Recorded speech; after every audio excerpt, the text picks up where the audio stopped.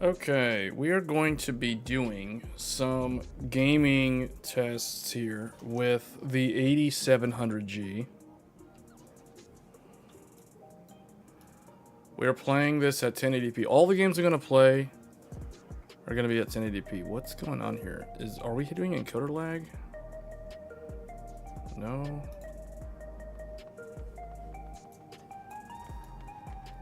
I don't know.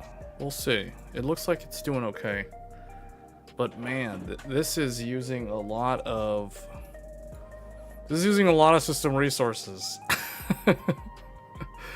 Is there any video memory? Yeah, there is. There is. I don't know what to do with it, but I left it on auto. There's something called UMA memory something. This is basically like gaming on a PlayStation.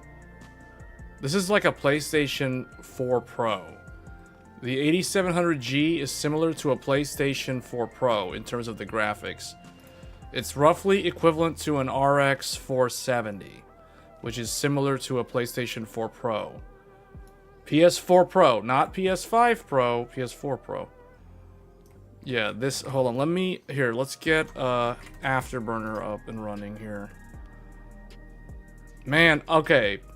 I thought I'd be able to use my two other monitors. So I'm actually having to do this entire stream on one monitor. So I'm using my giant LG 32-inch 4K OLED because when I plugged my other two monitors on the left and the right of me, when I plugged them into the USB 4 ports, they don't work because they're only DisplayPort 1.2, and I checked the manual. And it says in the Tomahawk manual that in order to drive monitors off of DisplayPort alt mode from the USB 4, you have to have at minimum, DisplayPort 1.4a. And both of these monitors are ancient 1440p, 144Hz monitors from 2017 is when I got them. I think I got one of them in 2017. Well, actually, I got both of them in 2017 at the same time.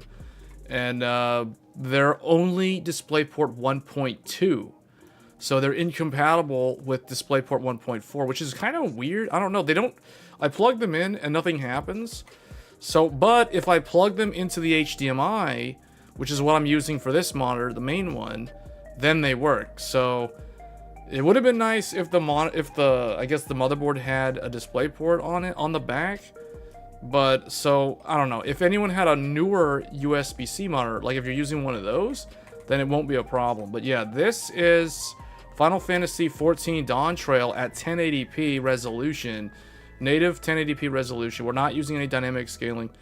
Let me bring up the menu here. It is really weird playing. Basically, what I'm going to have to do, because I only have one monitor, I have to play all the games in windowed mode. So, this is the reason why 4K is so good. Because with a 4K monitor, I can basically see the chat, I can see my stream software, I can see the task manager, I can see Afterburner, I can see Steam, I can see the game, I can see everything, all on my 32-inch 4K monitor, but the game is in this, like, windowed 1080p window. So the game is like super small, but I'm having to play it in such a small, confined area. It feels really weird. But this is why 4K monitors are good.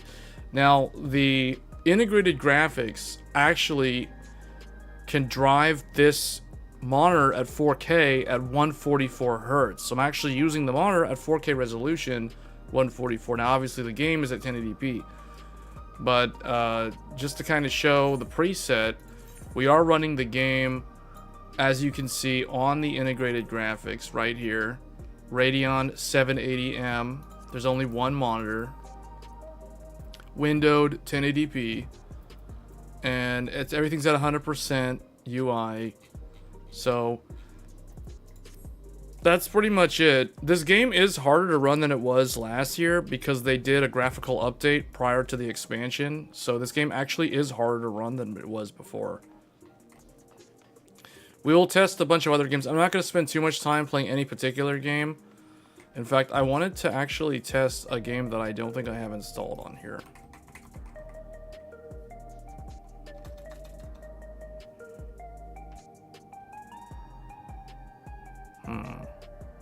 Where is that game? I think it's like under action. Yeah, why is this? This is not installed. So I'm going to try to install this game while we're playing this and while we're live streaming. Hopefully the internet doesn't crash or whatever. I don't have Hogwarts Legacy installed in here. I'd have to install it. I'm downloading and installing another game. Actually, hold on. Is Hogwarts on here? Maybe it is on here. Oh, yeah, Hogwarts Legacy is on here. Okay, we can look at that. Yeah, we can test Hogwarts Legacy. Actually, you know what I want to do? I'll do one raid fight just to see how playable it is at this with this APU. I have overclocked the APU. I am running the APU with curve optimizer, so you can actually use curve optimizer on both the CPU cores and the graphics. So I have curve optimizer right now because I didn't have time to test stability before I went live. I ran into problems with RAM, actually, with getting RAM to run on the Tomahawk at 8,000. So I couldn't get 8400 to work stable. I couldn't even get 8000 to run stable. I'm actually going to have to try a different memory kit because this memory kit from RK that is meant to run at 84, it needs high voltage. So I'm probably going to swap it out for one of my own 8000 kits because this 8400 kit does not want to play nicely with this APU and this motherboard at 8000. So right now I am only running the RAM at 6000 gear 1 with the tighter timings like CL30 and stuff. So it is your typical 6000 Expo profile at this point, but that's because I couldn't get 8000 to work. I'm pretty sure it would work on the Hero, but obviously we're testing the Tomahawk with... We're basically trying to showcase what an entry-level, like, gamer PC would look like. Because this APU, it's as powerful as a PS4 Pro, which basically means it can play League of Legends, it can play Counter-Strike, it can play all those type of games, no problem. Hold on, let me see. Is Elden Ring on here? Let me turn the audio down a little bit. Well, let's keep the music up, I guess. Does it run Crysis? Yeah, it'll run Crysis. Elden Ring? Elden Ring is not installed? Oh, let's install that. This game was installed on a drive that was not... Okay. Alright, let's see how it handles raiding. Let's see. Oh man, hold on. That is some latency right there. Ouch. Hold on, I need to take off my tank stance. I don't want to be tanking unless the warrior wants me to tank. Okay, I guess I am tanking. Never mind. This is messy. Playing this on such a small display. I have not played this game at 1080p in so many years. The last time I played this at 1080p was like 2017. It's before Stormblood. It was like Heavensward days was when I was playing this at 1080p. The nice thing about this OLED is it has that 480 hertz 1080p mode.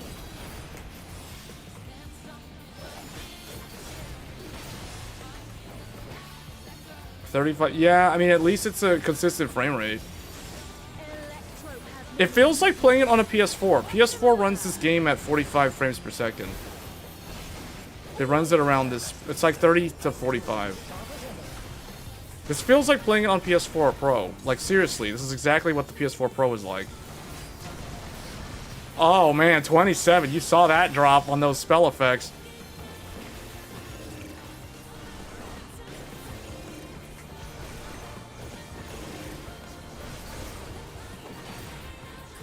I didn't catch the pattern.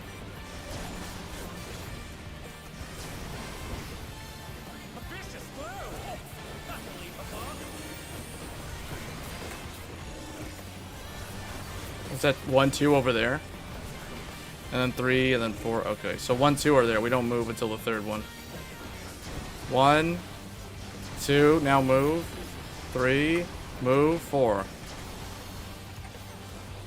Hey, this is actually playable, guys. Like, I can actually do raiding properly. I was afraid it was going to be so juddery that I wouldn't be able to handle it.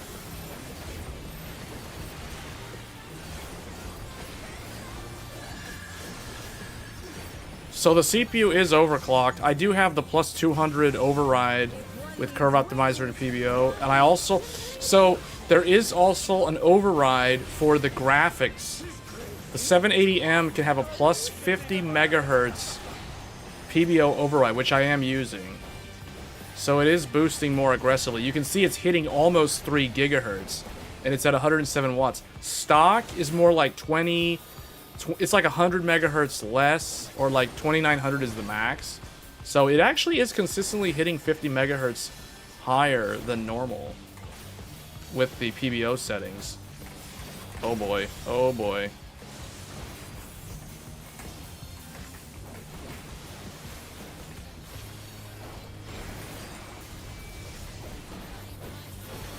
Oh, the other thing too that I want to mention, I didn't know this, but the 8700G, the integrated graphics media engine, includes an AV1 encoder. We are actually streaming to YouTube using AV1 encoding. So this is an AV1 encoded stream. I didn't even know that the 8700G had AV1 encoding, but apparently it does. I thought it only had decoding.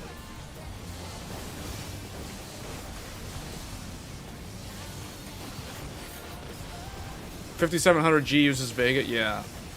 Yeah, this is a massive upgrade to the 5700G. It also benefits from DDR5 for the higher memory bandwidth.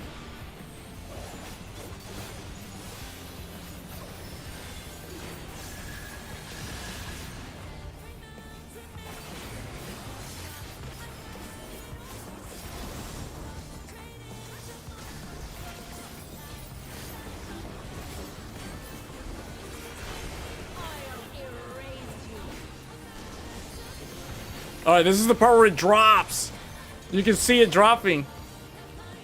Right here, this part. Oh, 26 frames per second. That explosion causes it to go below 30.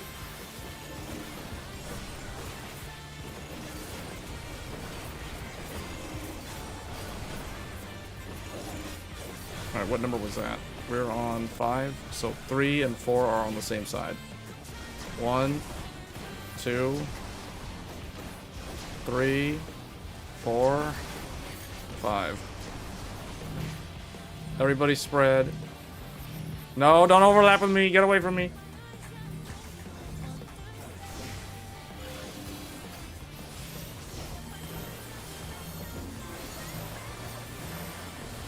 With all the spell effects going, I'm surprised it's actually staying above 30 at all times. Except for that giant explosion. That's like the one time it falls. We're gonna switch games after this fight is over. I'm not gonna spend too much time on any particular game.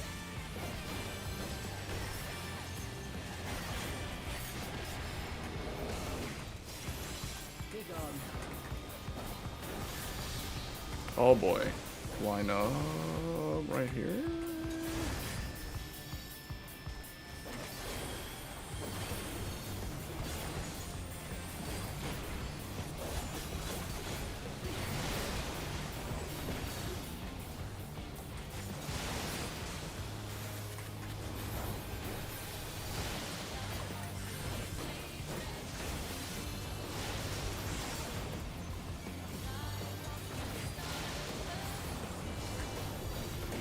Oh boy.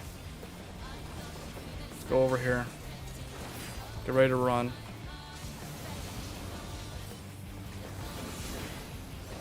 Even I felt that one. Oh, but the challenge is still standing.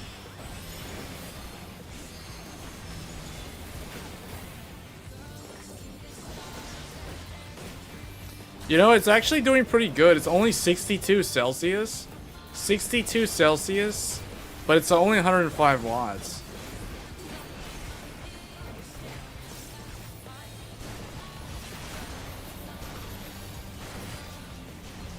It was a real pain to get all the drivers installed. So I had to source an SSD that was still running Windows 10 from like so many years ago. So I had to go to ASUS's website to download the USB 4 driver because it wasn't on MSI's website. And then despite this being a Tomahawk motherboard, then I had to go to Gigabyte's website to download the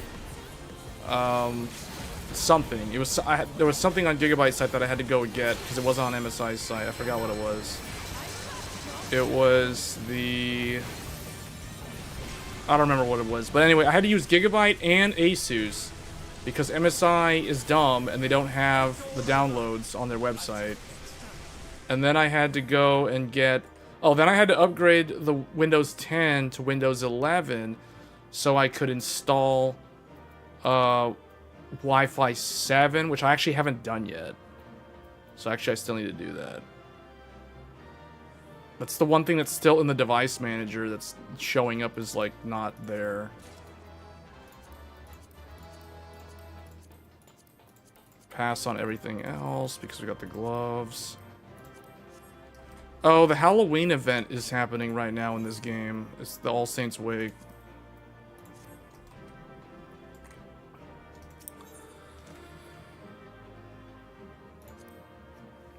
It's totally playable. Wow. Okay, so you can actually play Final Fantasy XIV without a graphics card. You can just use an APU. Well, to be fair, this is how it would run. This is running a little bit better than how it would run on the laptop. I would imagine on a laptop it would be more power constrained, so it wouldn't be able to perform as well. It would probably be running like 25 FPS or something.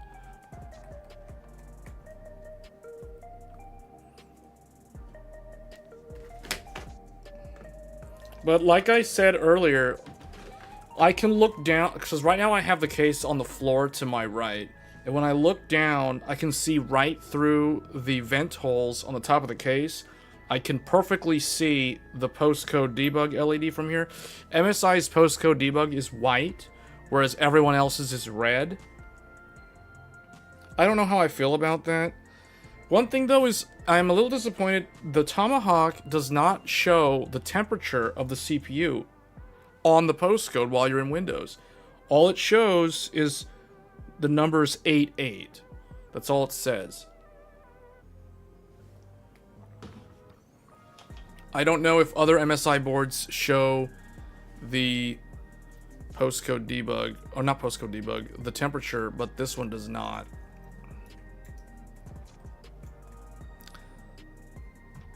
Okay, so that's this game.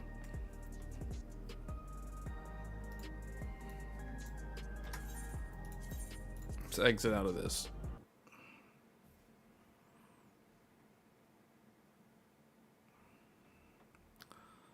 Alright,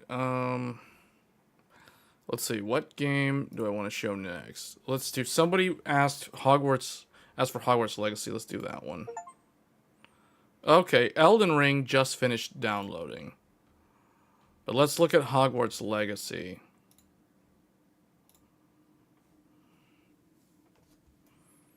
Oh, we are going to have to compile shaders. I also am going to have to fix the resolution because it's going to try to boot up in 4K resolution, which is going to be very problematic.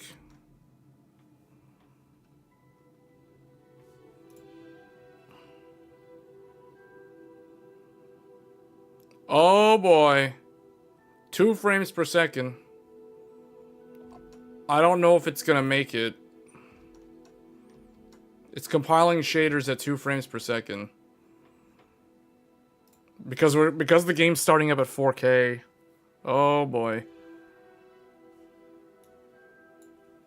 The CPU is pegged at 100%. The CPU is at 100% utilization. The graphics card is at like 90 to 100% utilization.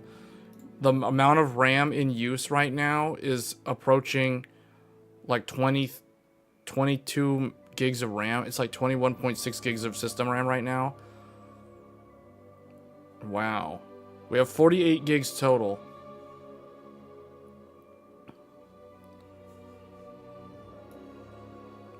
Oh, I need to add this to the thing, although the resolution is wrong. So I'll just wait until it's done compiling to add it, because I need to drop the resolution to 100. Or 100. I need to drop it to 1080p and windowed mode so I can actually see the chat. Because right now, it's like the whole game is taking up the full 4K screen, and I can't... Like, I have to Alt-Tab to see stuff, so it's like...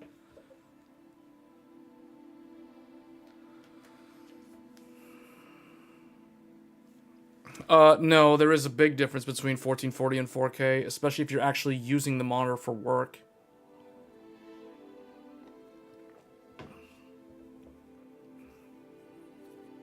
I can fit so many things on the 4K screen. I can't do that on a 1440p monitor.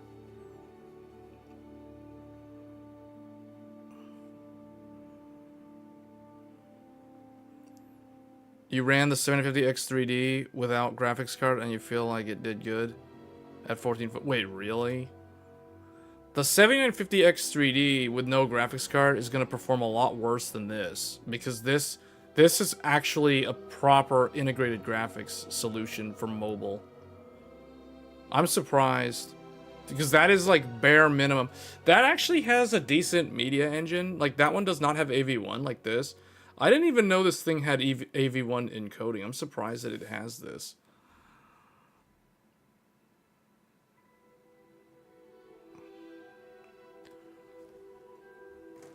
Alright, it's almost done. And we're doing all this on an air cooler. We're literally just using a 12-year-old Noctua D14. Just using an air cooler. Stress this CPU, 100% random workload, while streaming also at the same time, all on one PC. No graphics card to help out. Alright, let me get in here. I'm getting 4 frames per second right now. 4 FPS. Okay, I seriously need to get to the settings. We gotta turn this down. This is way too much resolution. 4K, I can barely move. I can barely get to it. It's going there. Okay, almost. Almost there. 1080p, please. 1080p. Oh, yes, I made it. Okay, I need to go this to windowed mode. I can't. Okay. Yes, why is it like... Why did it make it go to 1800p when I went windowed mode? There we go. Much better. Okay. Let's see.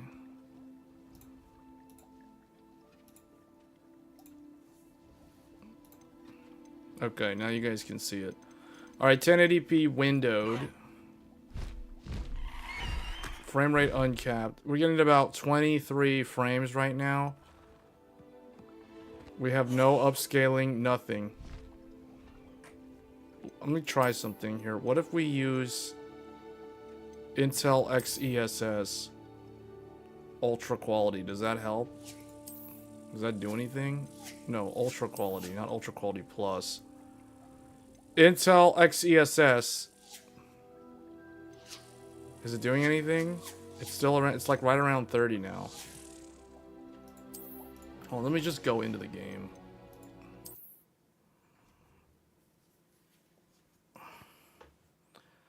All RDNA 3 derived cores have AV1 encoder. Okay.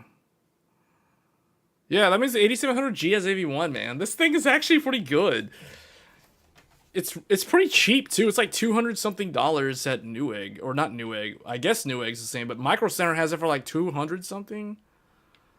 Like this plus the motherboard and the RAM is already the PC. Like that's already the PC. Like you don't even need. I mean, you can use a hand-me-down case or whatever. Just carry over the same case like I'm doing. I mean, I put this in a case from 2010.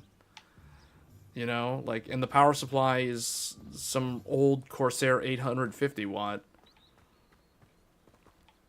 Okay, this is not good. You can see it's like 17 frames right now. This is wonderful.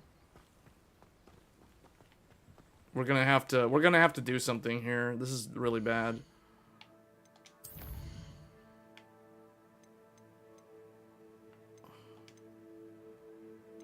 Intel XESS balanced. Oh wait, it went up to 60? It's not gonna hold that. We're in the menu. Wow. This isn't even doing anything. It's still okay, the frame time's still, I mean, this is still just as bad. XESS is not doing anything. It's not even doing anything. What is this?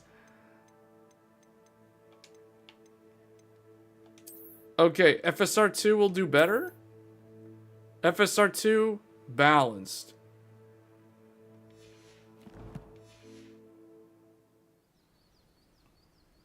Oh man, okay, no, it isn't really doing any better.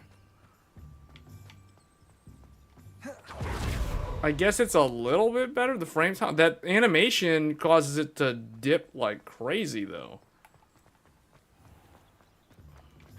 I forgot how to play this game. This is an amazing solution to run with GPUs until new. Yeah, it is.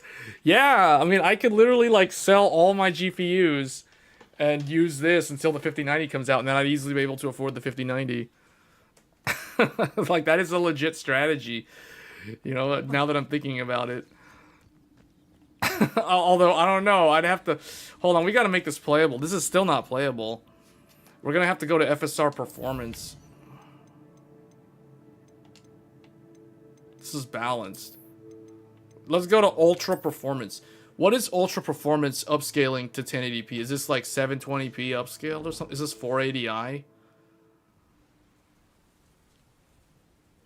You know, it doesn't actually really change the frame rate. The frame rate still seems like it's stuck at like that 27, 26 number. Doesn't really seem like it's doing anything.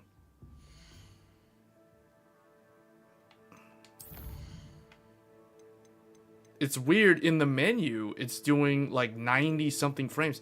Maybe I have to turn the graphics preset down? The graphics preset is on Ultra, except ray tracing is turned off. So everything is on Ultra. We're gonna have to change the graphics preset. Let's put everything on medium. Okay, medium with FSR2 Ultra Performance. Okay, now it's almost 60. It's almost 60. I could probably tweak like a few things. How you want the CPU? The CPU is actually pretty good. I mean, I'll tell you, like, this CPU is really good value. Like, hands down, the 8700G. Like, if you're like wanting to build a new PC, this is a really good starter PC. I feel like if this is the sort of PC that like a middle school kid who wants to learn how to build computers. I think this is like a good one. Especially since this can probably handle Fortnite. All the esports games probably run on this totally fine at 1080p. You know what I'm saying? Like, this can run League of Legends 1080p maxed out easily. I guess, like, PUBG might be kind of hard to run. But, Counter-Strike's gonna be easy to run. Dota's easy to run with this.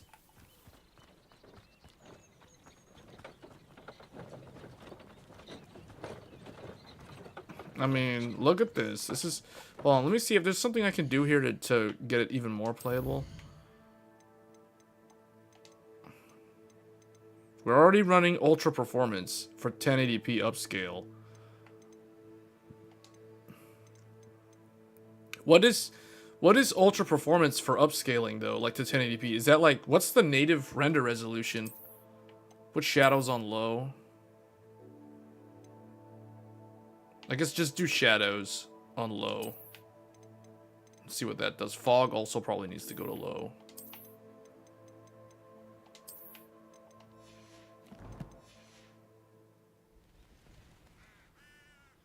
Okay, look at how it looks. It's hard for me to tell because I'm looking at it in a window. I'm playing the game in windowed mode on a 4K monitor. So it's like, to me, sitting this far away from it, it actually looks okay. I can tell it looks kind of blurry. especially the buildings in the background. Oh, you can see the artifacts of the FSR. You see that? Did you guys see all the artifacts? The aliasing artifacts due to the internal resolution being way too low.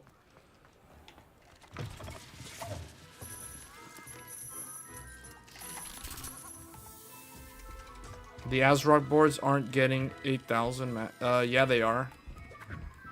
My Tai Chi's doing 8,000 easily.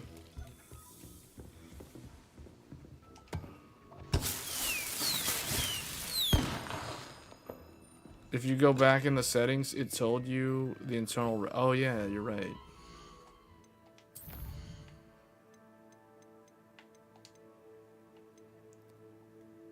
$360p. Wow, this is the game at 360p? Upscale to 1080? Wait a minute, this is what the game looks like at 360p?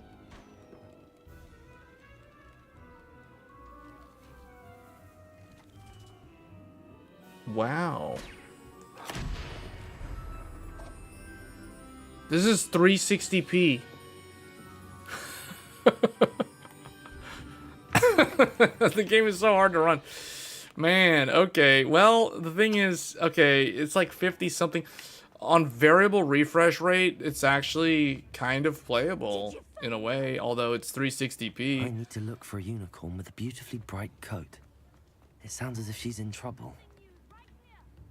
Hold on. Let me try something. This is almost... Let me try... Let's do this.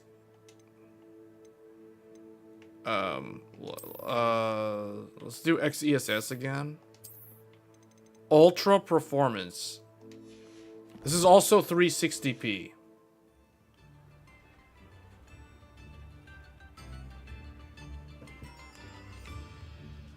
This is harder to run. See, it's doing like 45. The other one's doing like up to 50. 50 something. Hold on, let's do frame gen. Let's do... Oh, we have to go to FSR for frame gen. Is there frame gen in this game? Oh, I can't do frame gen. Is it because I'm on an APU? I can't turn the frame gen on. There's no FSR 3. Oh, maybe it's because it's only FSR 2.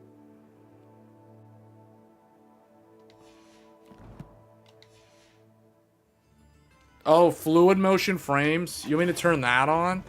I didn't even think of that. Hold on. I have to go into AMD's adrenaline thing to turn that on. I think I would have to... Hold on. AMD fluid motion frames. Okay, I just enabled it. That automatically turns on Radeon anti-lag.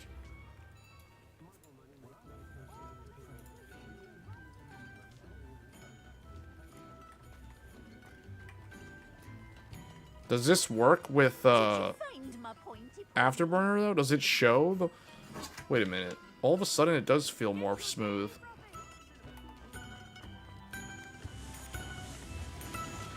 Whoa, it feels really weird. Okay, fluid motion frames makes it feel like there's a lot more frames. I don't know if it's necessarily better though. This is fluid motion frames.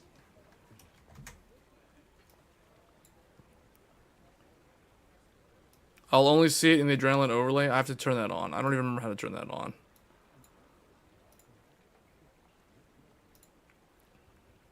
In-game overlay. Okay, I turned that on.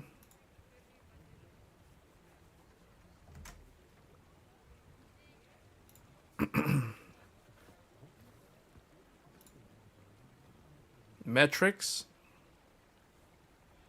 Overlay. Enable metrics overlay. Game detection for metrics overlay. Okay. Oh, it doesn't show up on the game, but I can see it on my monitor in the upper right of the monitor because I have the game in a window in the upper middle part of the screen. But I can see all it says is 60. Did I cap it? I don't think it's capped. No, it's uncapped, and VSync is off, and VSync wouldn't even do it. It wouldn't even cap it to 60 because this is a 240 hertz monitor. Okay, I see it. Yeah, it's tracking with what Afterburner is showing. Yeah, it's doing like 50 something frames. I guess there's just... Hold on. Did you find my pointy pony? Shouldn't there be... Does fluid motion frames work on windowed games? I know it works on borderless. Fluid motion frames is exclusively supported in full screen. Oh, in full screen games. Alright, let's go full screen then.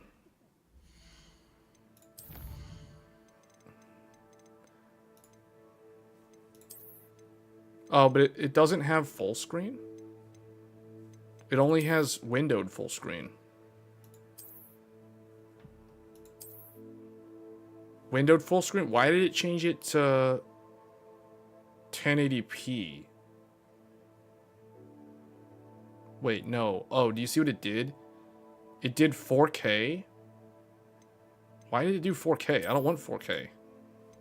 Oh, because it's windowed full screen. It's always going to go to my monitor's resolution. So now it's stuck. Okay, this is 720p. 720p upscale to 4K. And it's only like, wow, this is...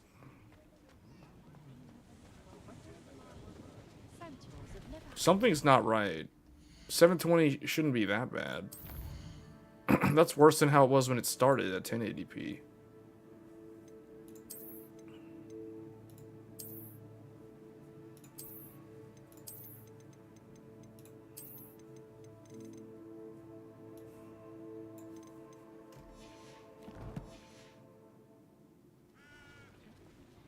Okay, well anyway. This is how it runs at 360p, upscale to 1080p. At this resolution, internal resolution 360p, upscale, it is actually playable.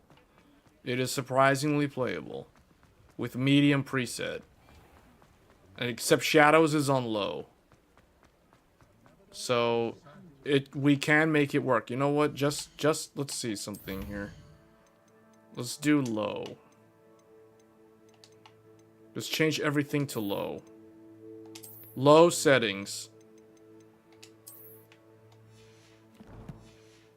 Now what? Now let's see what it does. Oh, look. Now it's above 60.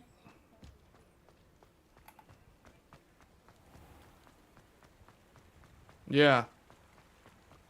So basically, 360p, low settings. This PS4 Pro can handle it.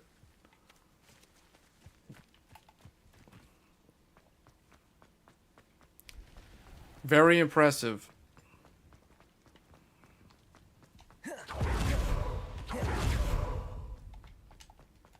I forgot how to even cast spells. Like, I don't remember how to play this at all. Protego. How do I do...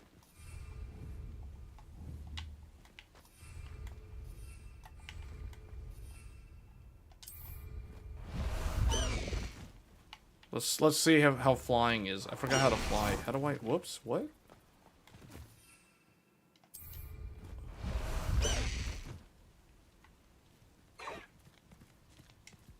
Away! Okay, there we go.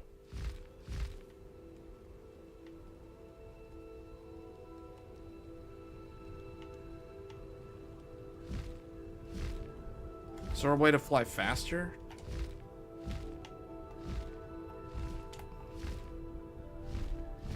Oh well.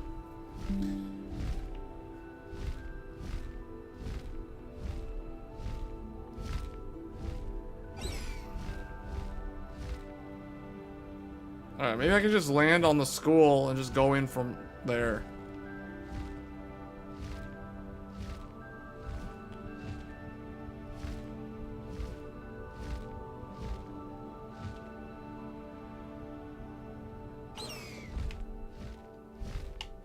I forgot how to...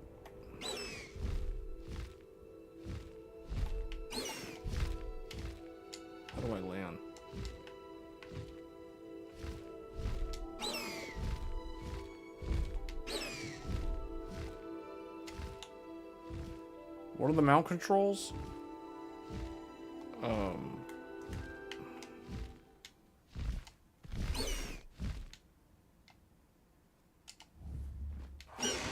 Okay. I just press random buttons until something actually works. I have no idea. I forgot how to play this game completely.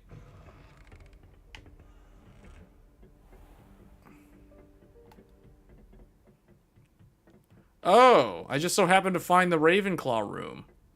Nice. Just landed there perfectly. Okay.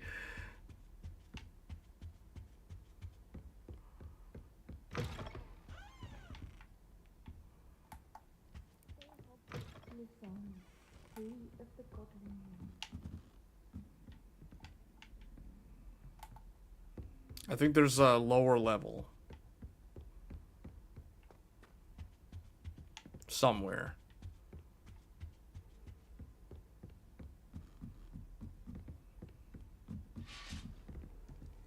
Yeah, here, and then this is the way you go out.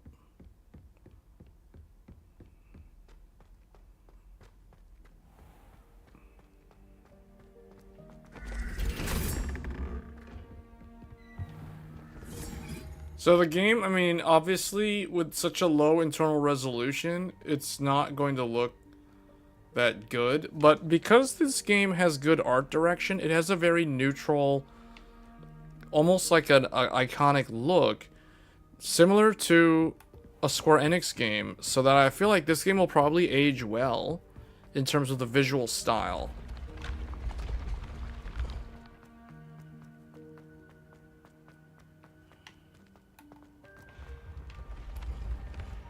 Yeah, to me, I mean, like, I could probably get away with playing the game like this. Like, when you're indoors, you're getting a very high frame rate. Although, we are playing the game on low. When you're outside, though, it's, like, right around 60. So, it is possible to get Hogwarts Legacy to maintain around 60 frames per second. It just requires you to use upscaling for 1080p, and it has to be the maximum preset. So in this case, we have to go all the way down to 360p.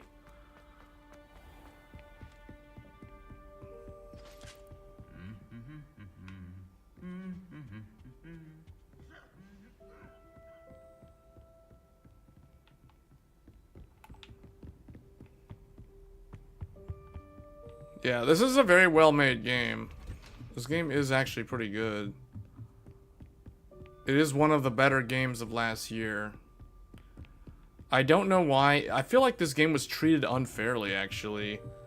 When I think about all the games that came out last year. Last year was jam-packed. It had way more quality titles compared to this year. But I feel like Hogwarts Legacy was not treated fairly. This game is definitely one of the better ones. It's definitely one of the more memorable ones from last year.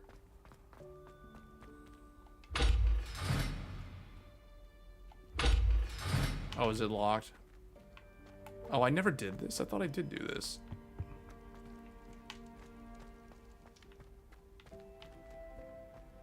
Anyway.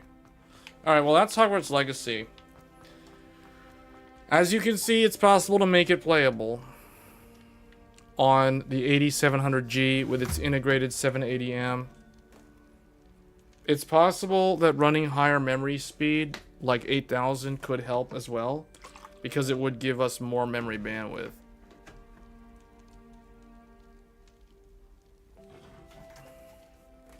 Okay, so that's this one. Well, let's try a different game.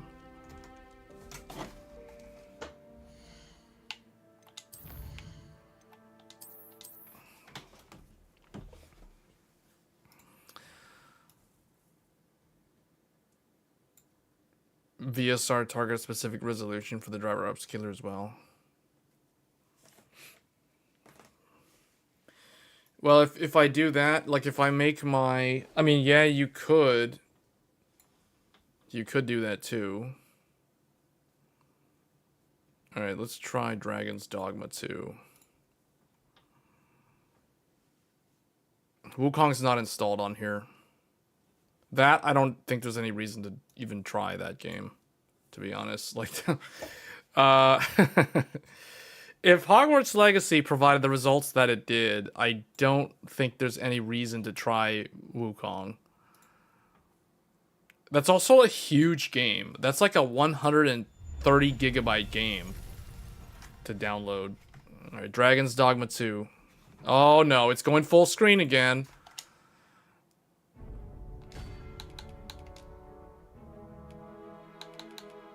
Hold on. Oh, this actually is at 1080p though. I just need to change it so that it's window. Prioritize performance. Oh wait, what am I doing here? Prioritize. There it is. Except, why is it doing like...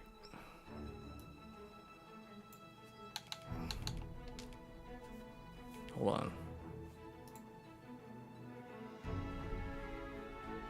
This one isn't even showing up in the thing. There it is.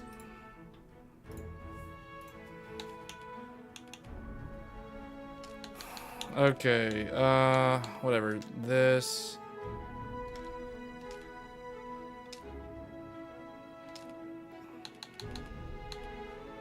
Okay, ambient occlusion off, mesh quality minimum, medium, trilinear, texture quality high. I guess this can stay high, I guess. All this other stuff can be on low. Shadow cache, I don't even know what that does. Contact shadows, turn that off. Bloom, we can keep that on. That doesn't do anything. Barely. Depth of field.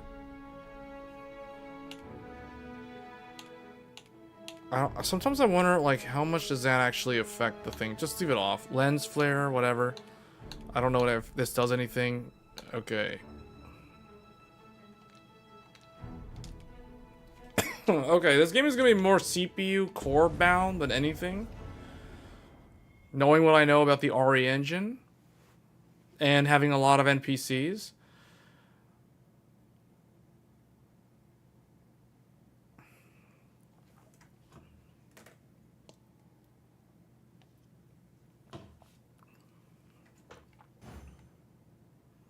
Okay.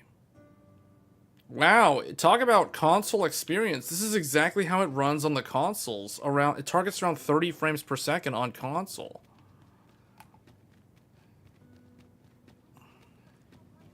But unfortunately, we're not able to get 30 frames per second. This might be worth a read. This is a cinematic 24 frames per second. We need to get out of this city first. I want to see if we're being CPU bottlenecked or what. And it proceeds to continue performing like this.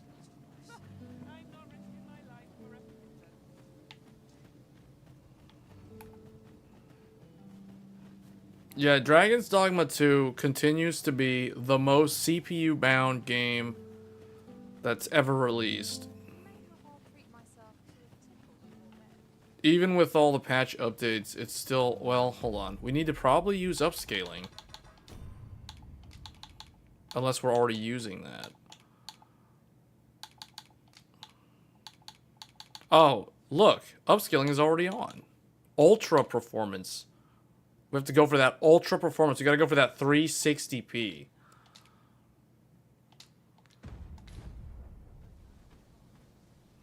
You know, honestly, I feel like the APU is actually not the problem here. I could be wrong, but it feels like...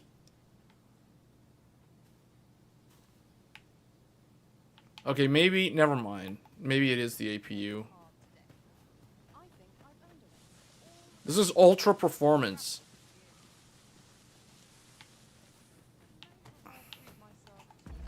Am I running everything on the absolute lowest settings?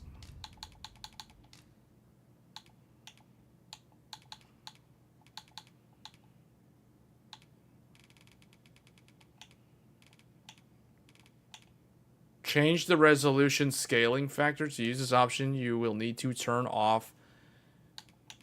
Oh, because I'm using FSR3? Oh.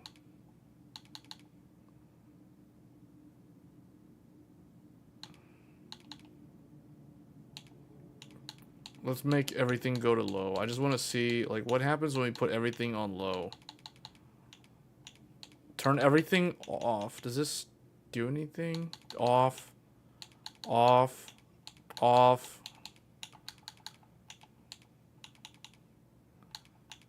Okay, this is the lowest settings possible. 360p resolution. Upscaled to 1080p. Yeah, you know what? It does seem like, okay, we gained like 4 frames. 5 frames. Because we were at 24. Now we're at 29 to 30. So now, running everything at the lowest possible settings with 360p, you can see how FSR is doing its alias artifacting right there all over the screen as I whisk through here. Look at that. Too fast for the likes of me. Let us endeavor to keep up, though we are less fleet of foot.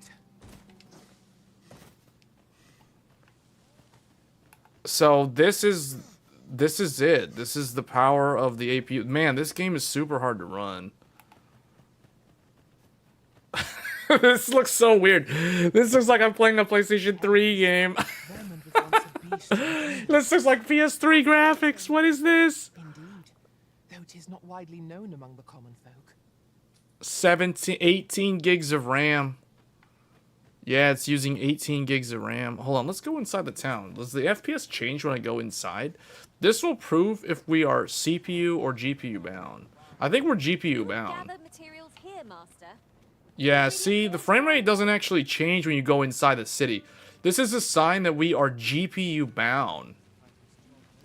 Because if you go in the city, typically, if the frame rate is... if there's a significant difference in frame rate when you're in the city versus when you're out in the field, that's a sign that you are CPU bound. In this case, the frame rate is exactly the same. We're pulling 94 watts. Let's go outside again. Does this go up?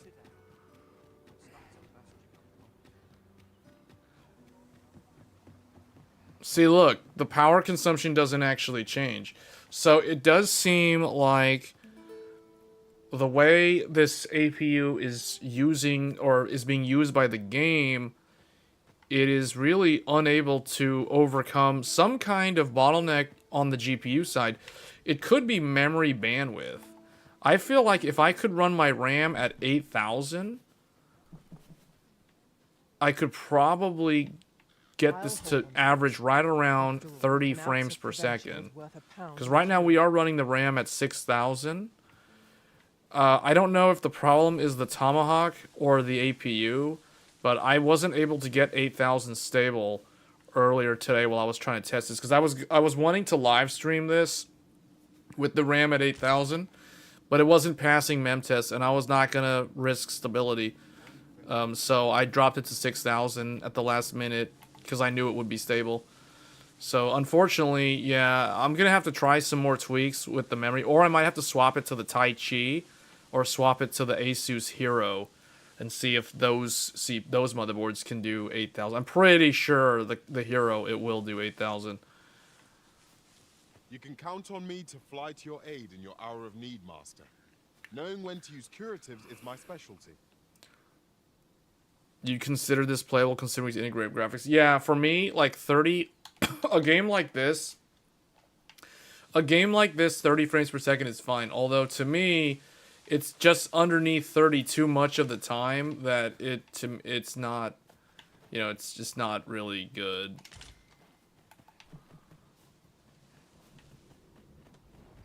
Come to think of it, I feel like it needs more memory bandwidth. veritable treasure trove of memories for us, eh, Master?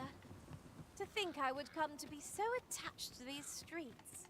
Hold on a second, I have an idea. What happens if I change the graphics preset to, like, medium?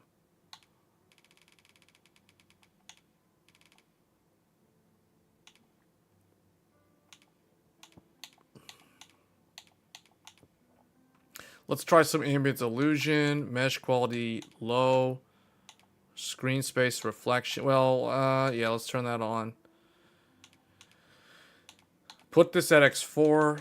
Put this at 1 gig. Is that the highest? No, this can go all the way up to 3 gig. Let's go all the way up to 3 gig. High quality, shadows, medium. Turn that on. Turn this on. I don't know about motion blur. Turn bloom on. Depth of field. Lens flare plus chromatic aberration. Subsurface scattering. And turn that up. Now let's see how it runs. Yeah, it doesn't actually change much. Oh no, it is changing. Yeah. The frame times are way worse. We're doing almost 50 millisecond, which is bad. Earlier it was like in the 30s. So yeah, changing the graphics does make a difference, which means we are GPU bound. This is definitely a GPU bound game when using the APU. So, wow, man, this is what it's like to game on a laptop. Now you guys see why I never advocate for gaming laptops. If someone wants a laptop, I tell them to get a business laptop, like a ThinkPad or an Ultrabook. Gaming laptops are a meme because this is what it's like to game on a laptop. And if you get a gaming laptop with a discrete GPU, that's kind of dumb because it's like, okay, now you're just gonna like induce hearing loss unless you're wearing like headphones all the time, and the people around you are going to be annoyed because it's going to be super loud. So yeah, that's why gaming laptops are kind of a joke.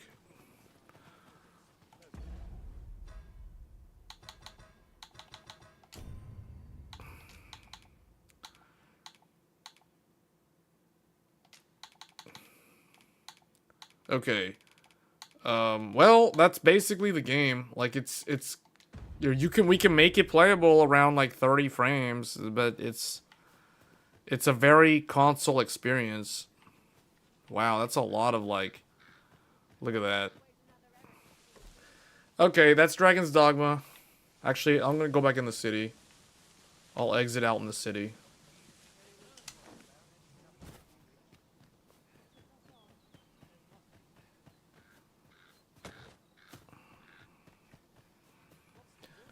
What is my RAM speed? 6,000. We were talking about that earlier. If I was able to get my RAM running at 8,000, I couldn't get my RAM running stable at 8,000 on here. We'd probably be able to push. We'd probably gain like 3 frames per second if we were running at 8,000, just because of the extra memory bandwidth.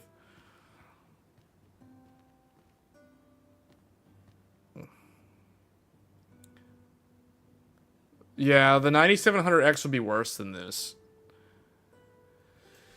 Because at least this is an APU. The integrated graphics in here, this has way more compute units than what is inside a 9700X or a 7700X. This is a monolithic die. This is not a chiplet CPU. This is what AMD calls an accelerated processing unit. So this thing is a monolithic chip that has 8 cores with 16 threads. It has less L3 cache than your standard Ryzen desktop CPU. So it has less cache. So meaning the cores, the CPU compute performance on this will not be as good as a 9700X or even a 7700X for that matter. It also doesn't have as high of a power limit, although the 9700X, the default power limit is 65 watt. So that's basically the same as this. In fact, I tested this earlier. Running Cinebench, this APU pulls 88 watts of power max load, which is exactly the same as a stock 9700X. But the 9700X outperforms this significantly because of the cache architecture as well as the newer core.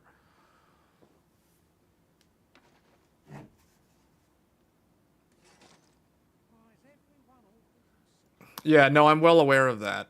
It's always been this is something that has existed for time immemorial.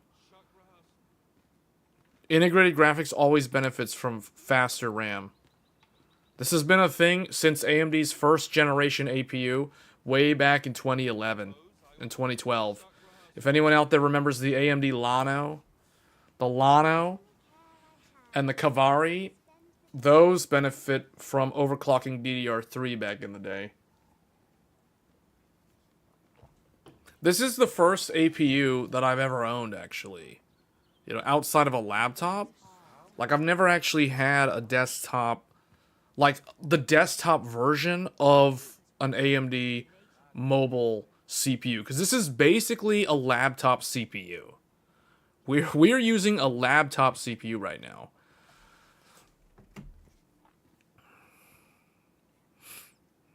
No, you can pair this with dedicated graphics card. It kind of defeats the purpose of having the integrated graphics, but yeah, you can do that. I tested this with a discrete card yesterday off stream. I tested this with a RX 6800 XT, and I went back and forth. I plugged the HDMI cable into this and ran Final Fantasy XIV. Then I unplugged it and I plugged it into the graphics card, and it was like the same as how you would normally play the game on any graphics card.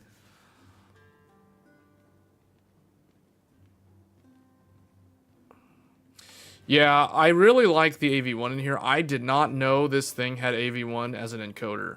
That is actually really good.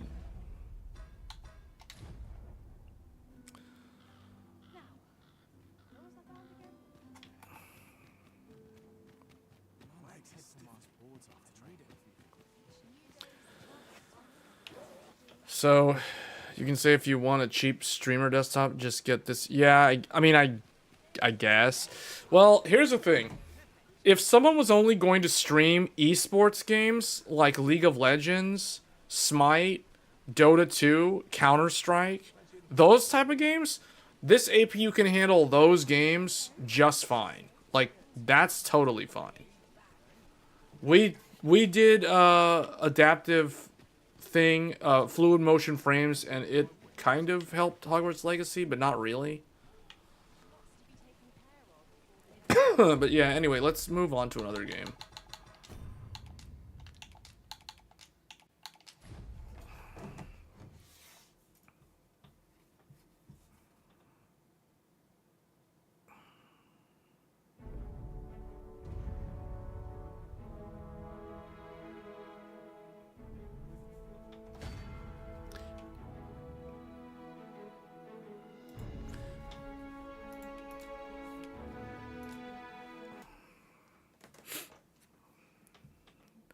Alright, I want to try, where's Sekiro at? I want to try this. Haven't played, wait, when was the last time I played this? Years ago. 2022. It's been like 2.5 years since I played this game.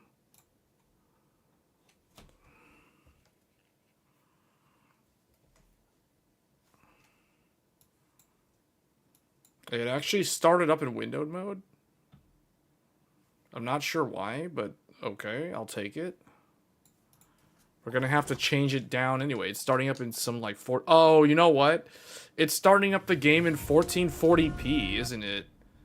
Because this is the last time I played it was when I didn't have a 4K monitor.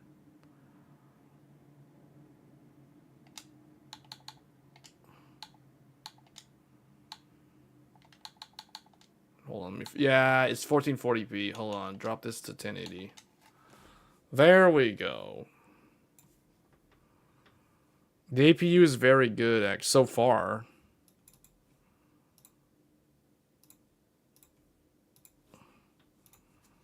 Okay. Graphics options. It doesn't have a... Oh, advanced settings. Quality settings, maximum. Max graphics. Let's just max it out. Max it out. 1080p. Here we go. Does this have an enforced 60 FPS cap? Oh yeah, it's a From Software game. Yeah, yeah, and it's a game for 2019. Of course it has a cap. Okay.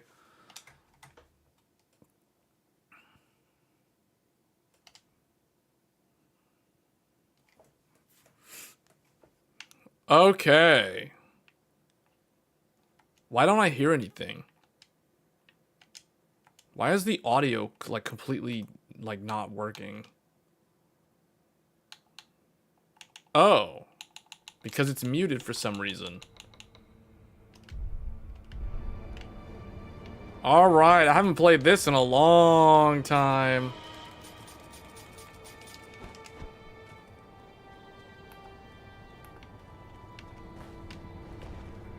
Let's try this. What's the run?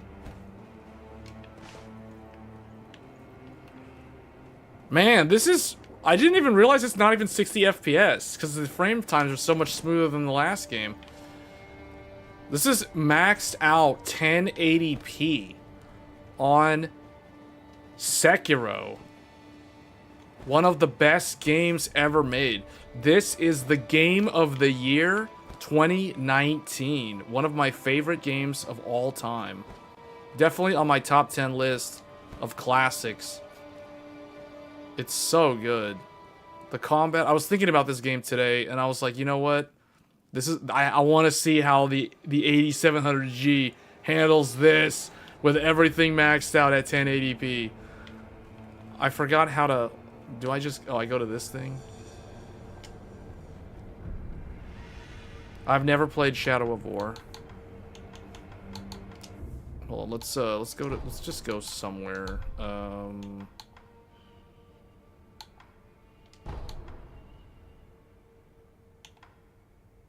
Let's go to the Senpoji.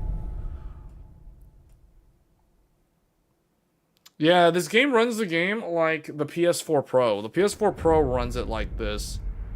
Remember, guys, for your frame of reference, the 8700G is essentially equal to the PS4 Pro in terms of its graphics capability. So we are basically playing on a PS4 Pro. So this game was one of the best games from the PS4 generation. This alongside Bloodborne. And it ran kind of like this on the Pro. It runs at solid 60 on the PS5. Oh, I didn't even notice I didn't get this.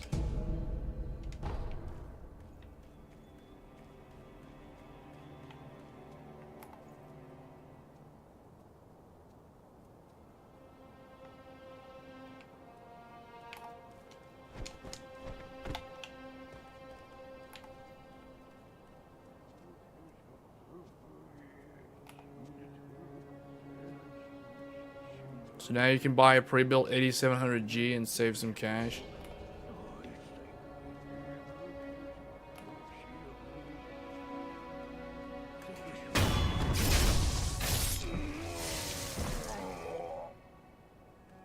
What was the button to absorb the souls? I forgot. Not this.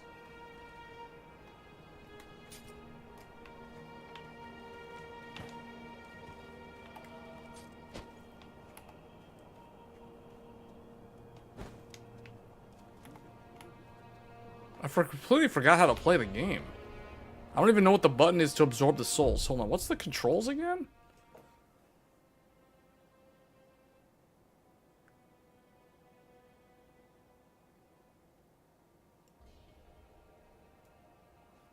Action, hold, oh, hold to collect loot. There it is. How close is this to the 580? The 580 is faster than this. This is like an RX 470 or an RX 570. Well, no, it's weaker than a 570. This is like an RX 470, which is weaker than an RX 480, which is a tiny bit weaker than the... Oh, he saw that guy died. Now he's on the lookout.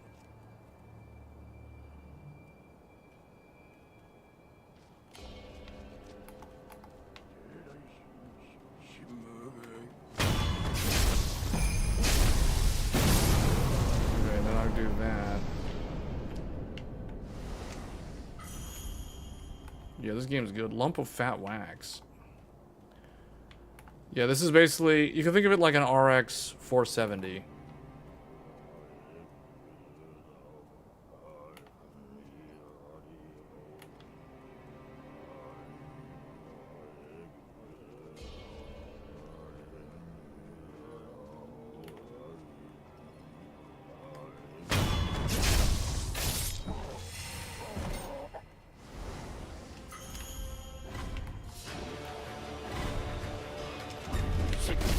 Oh, what was the button? Oh, he grabbed me.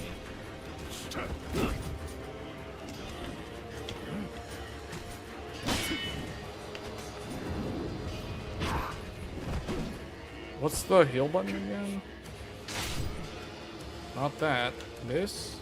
No.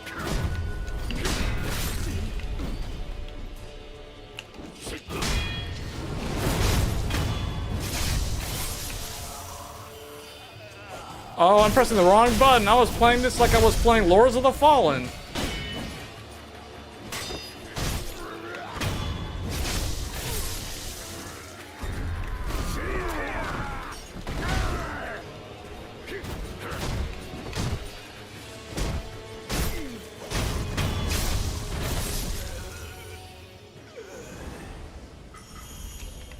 I haven't even tried to make this playable. I should... Well, it is playable like this, but let me see. How do we... I bet there's only like one setting I have to change. Probably shadows. To make it... quality settings? High. Let's try high. High doesn't really seem like it changes much. Just like 40 frames. You can see, though, the difference in the amount of RAM. This game is only using like 4.8 gigs of RAM. That's how you can tell that this is a PS4 game instead of a PS5 era game.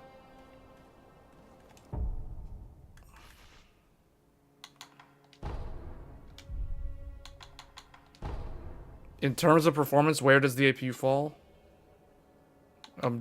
Didn't we just... Oh, did we just answer that? What time is it again? Oh, I answered that. Oh, no, did I answer that? I said PS4 Pro. RX 470. Medium. Doesn't really seem like it's raising the FPS that much. I mean, it sort of is.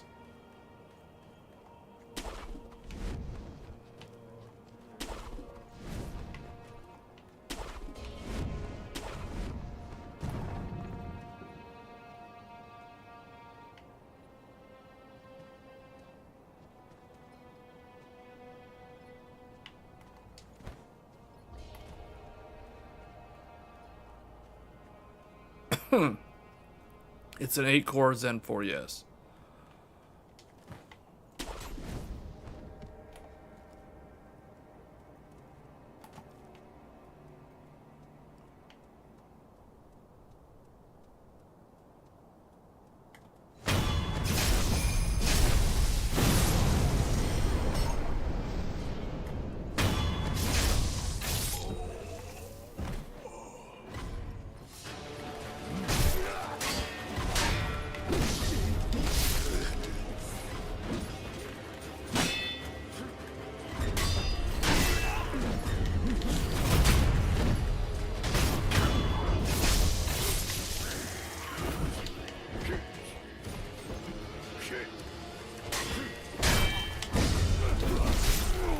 How did I not block that? I thought I parried that.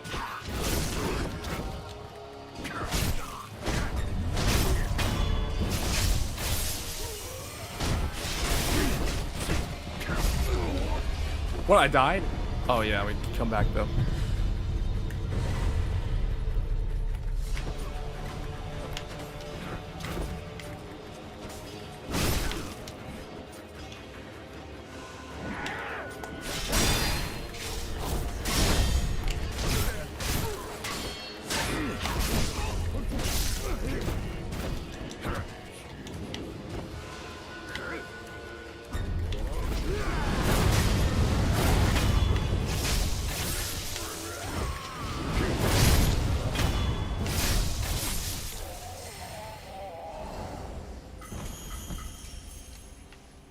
Yeah, so far, even though I dropped it down to medium, it's still not 60. How do I get this to be 60?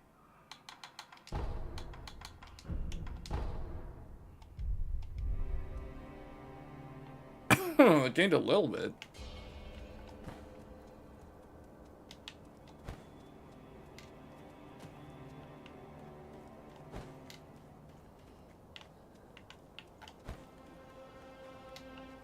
Almost.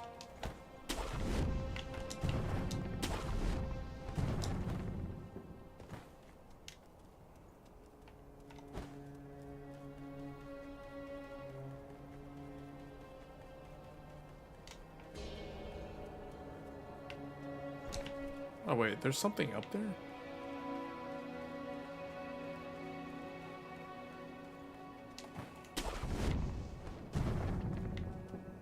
That's cool. How do you even get up there? Oh, you have to do... Yeah, you gotta do like a stylish move. That's cool. This is the best game of 2019. This game won Game of the Year in 2019. It's a fantastic game. It runs pretty well on this APU. This is another one that runs pretty good.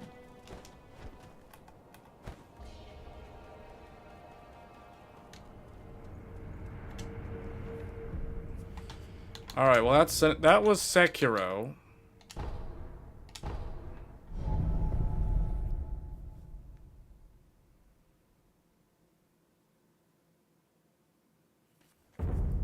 All right.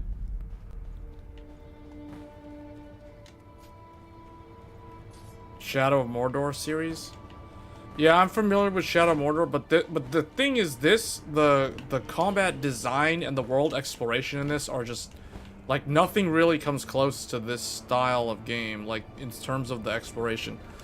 All right, well that's Sekiro.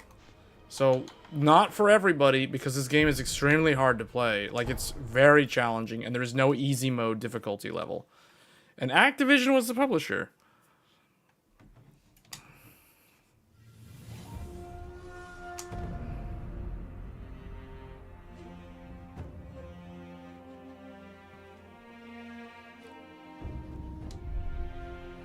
Probably a little less cash than the regular. Yeah, it does have less cash. Okay. Now let's try...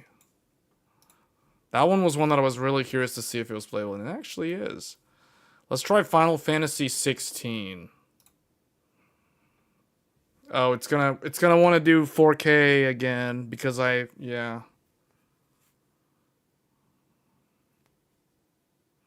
Unable to start the game. Graphics card driver is incompatible with Final Fantasy XVI. Update. Wait, what? And then it starts up anyway. What? Compiling shaders. What? It was like, unable to start game. Start the game anyway. Compiling shaders.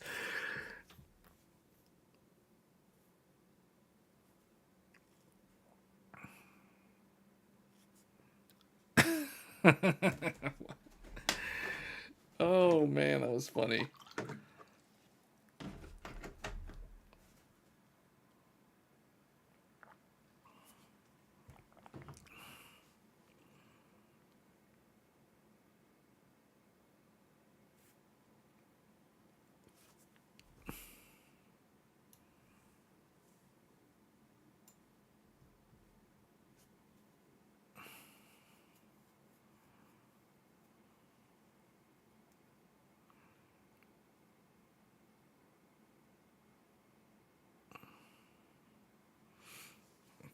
See, I don't play a lot of first-person shooters, so I don't keep track of when those games release.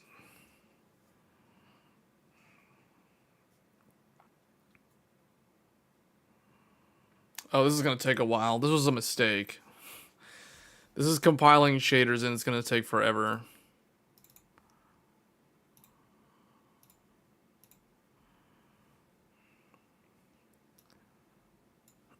It's a 4K giant map. There.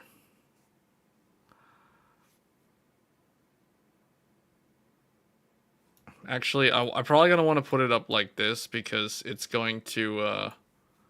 I'm going to shrink it down to 1080p. I don't want it to get lost on my OBS screen, so I'm just going to leave it like this.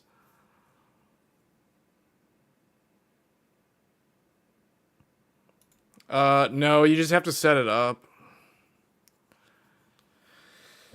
It depends on how you're trying to set it up. You know, Rivatuner really does need an update, though, because as far as I know, I haven't looked at Afterburner in a while. But back when Zen 5 came out, I kept trying to check if there was an update for Afterburner so that it could properly display stuff for those CPUs. And as far as I know, there hasn't been one. It's going to be the exact same problem with the Intel Core CPUs. Like, those aren't going to have any support with Afterburner until the developer updates Rivatuner and Afterburner.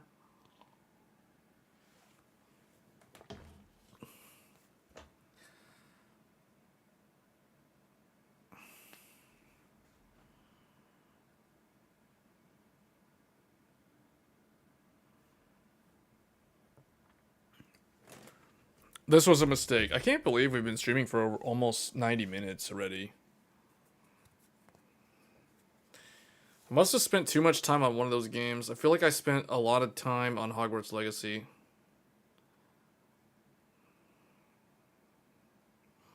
I mean, look, check it out, though. You can see in Rivatuner, the CPU is pegged at 100%.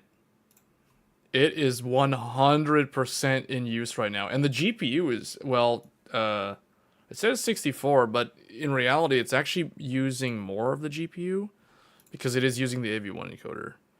Like, Task Manager says the GPU is at 98%. But it says... Task Manager says I'm using 28 gigabytes of RAM, and my CPU is at 100% utilization. Well, this is a good stress test, because I turned on Curve Optimizer, I undervolted, and did all this stuff, like, without even testing stability. Because I had to back the RAM down to 6,000, because I couldn't get 8,000 stable, so... I was like, whatever.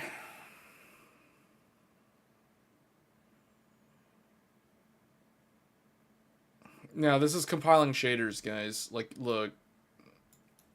There. You want to see how far it is?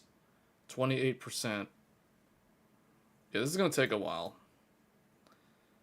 It's going to take a while because the CPU is also live streaming. It's compiling and live streaming at the same time. So, yeah, this is going to take a while.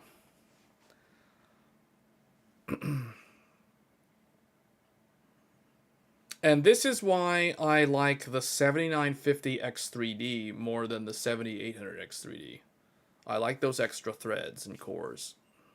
Because stuff like this goes by much quicker on the Ryzen 9.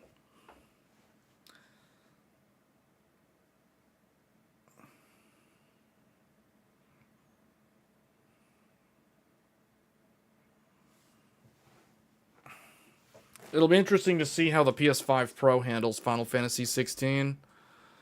Because as far as I know, it's not on the list of games that got PS5 Pro updates. Although, at least Rebirth did. And Rebirth is the one that really needed the update, because that is probably going to be Game of the Year.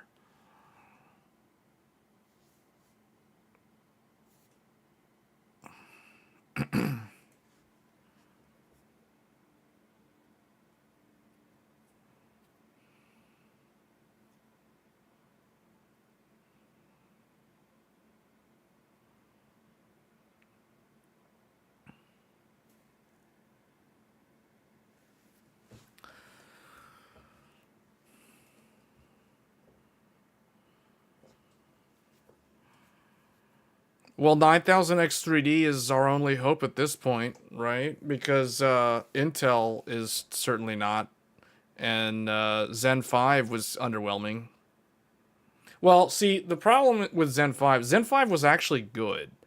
It's just, for the gamers, it was not what they were hoping it to be. But for everyone else, Zen 5 is actually really good.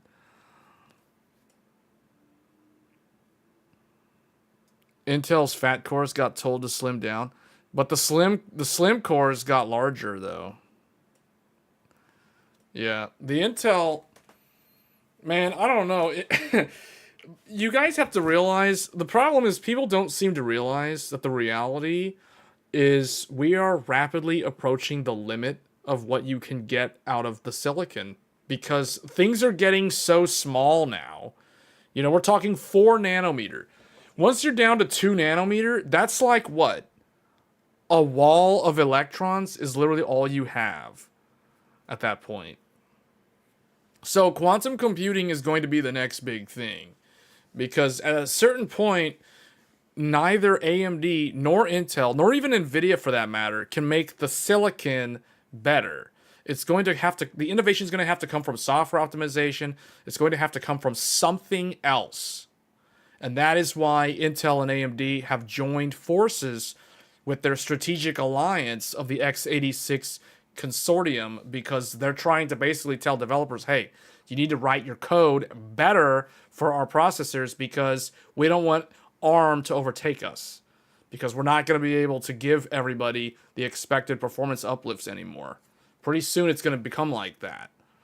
So the laws of physics are going to start becoming the limiting factor here.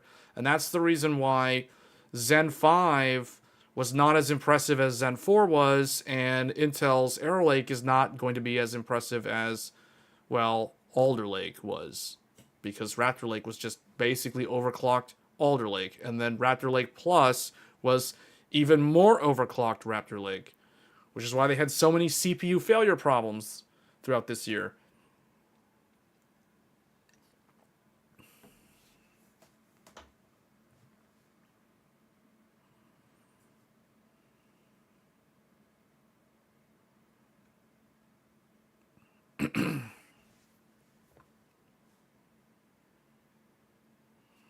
Yeah, I think the software optimization thing is going to have to be where it's going to come from.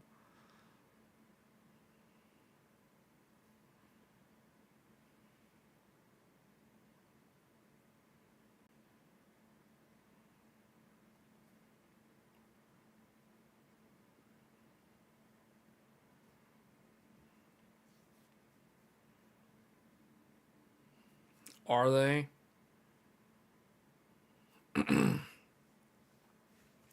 Possibly in singles. I don't think they're the same in multi-thread. The 7950X and the 7950X3 are not the same in Cinebench.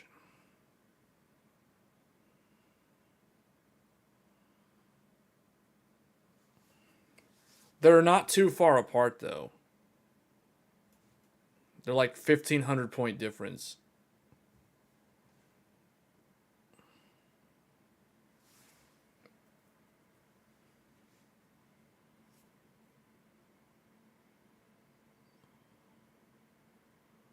Well, see, I don't know. It seems like the difference is going to come down to Zen 5's architecture over Zen 4. Most of the uplifts that you're going to expect to see on the 9800 X3D are going to be coming from the Zen 5 architecture. It's also rumored to run 200 megahertz faster than the Zen 4 equivalent. So where the 7800 X3D runs at 5 gigahertz, the 9800 X3D is going to run at like 5.2 gigahertz. Alright, we need to get this to go to 1080p.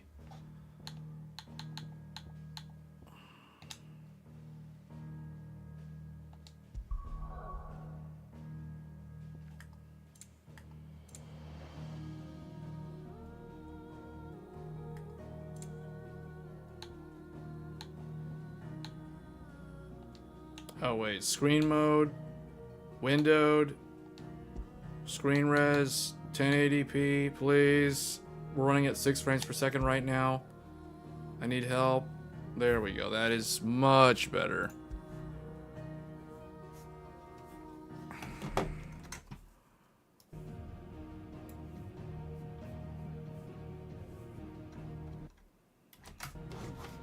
Okay, let's see, 25. Let's drop this to... Okay, FSR3. Oh, we can use frame gen. We're not going to do this. We're definitely going to go down to ultra performance. Frame gen on.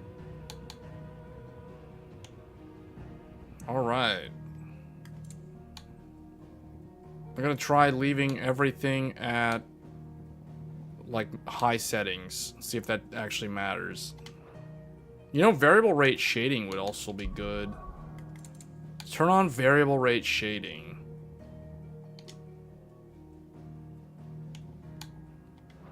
Hopefully it has that ability.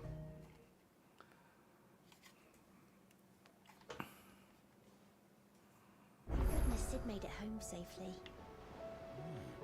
His brother. Man, it's blurry. Whoa, it's got some blur.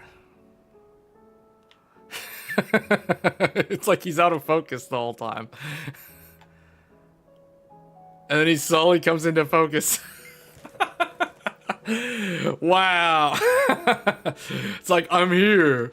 Clive has entered the building. Oh man, this is PS5 performance. Whoa, whoa. Is motion blur on? Oh no, motion blur's off because we're running FSR. With FSR, motion blur's gonna be off. Adrift on foam-flecked peaks, despair looms below. Rebirth type blur? No, it's not the same. Well, maybe. Yet If you were playing Rebirth in performance mode, yeah, and Rebirth in performance mode runs like this. flame is sparked that warms us in its glow.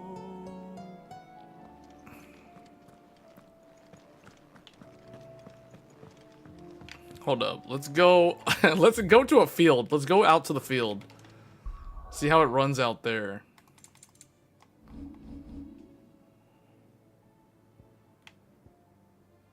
What is this? Hawk's Cry Cliff. Go to Martha's Rest.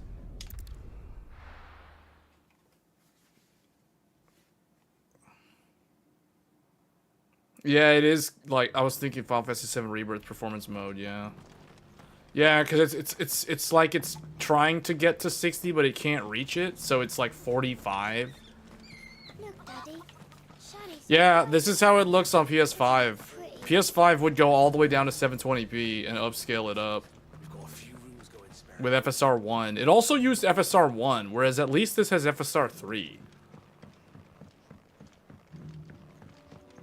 Oh yeah, this would be perfect for the NAS server. You would not need a discrete graphics card.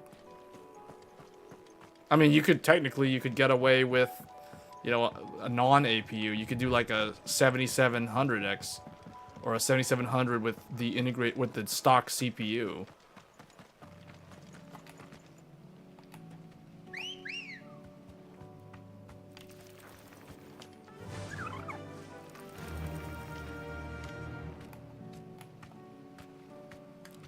Faster!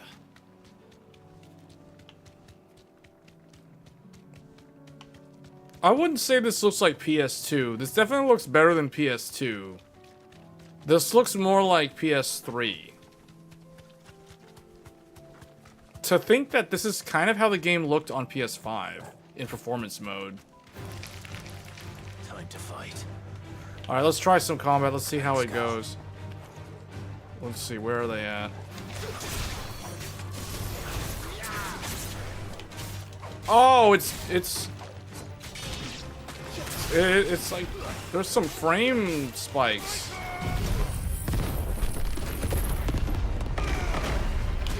Oh, you know what it's doing? It's slowing down because of direct storage. It's like something is bottlenecking with the...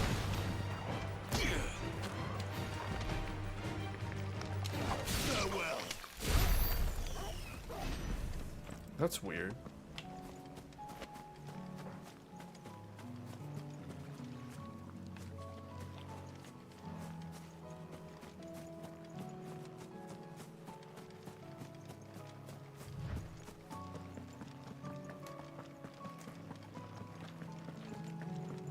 The crazy thing is, did I lower all the graphics settings?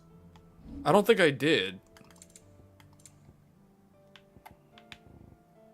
Yeah, look, I left everything on high, which is the highest as it goes. I didn't even turn the graphics settings down. I just left everything on. So wait a minute. If we do change this to like medium, graphical fidelity to medium, does that do anything?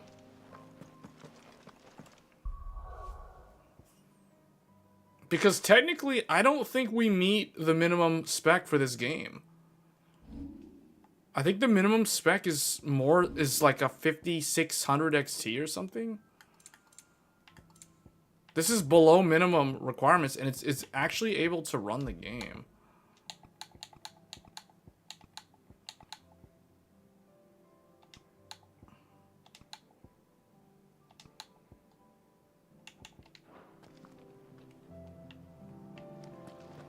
There, dropping everything to medium improved the frame rate.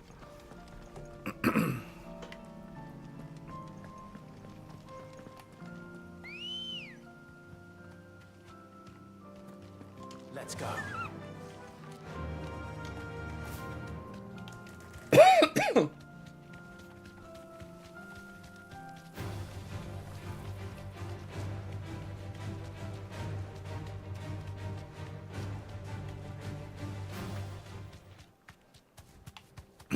Yeah, Carbon's a good motherboard.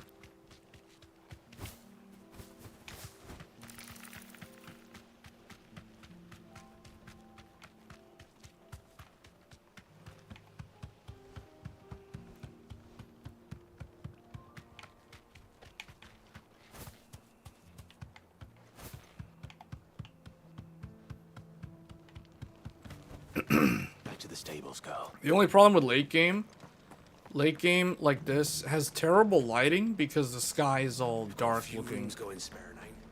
You want a bed for the night? Doris should be somewhere nearby. Assuming she's still here. Just because the heavens have gone to rack and ruin, it don't mean we have to. Nearly done. Let's get this stall set out. I've got greens of all shapes and sizes. Colors too. Who am I looking for?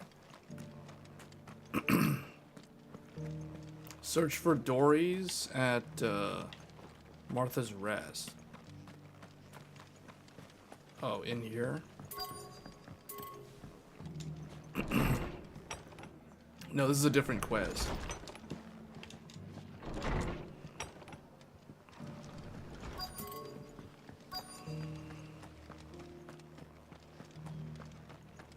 The Tai Chi is a good board, though. Looking for shelter, are you? Come on inside, I'll introduce you to Mark. Oh, yeah, yeah. If you're comparing Tai Chi Lite and Nova, then yeah, the Nova's better.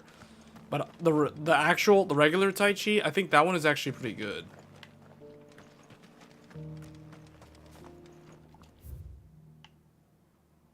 Somewhere around here is this NPC.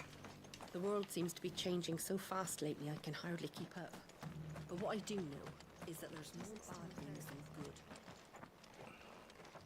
It's been a pleasure, Doris. Just like old times. I'll give your offer some thought, my lady.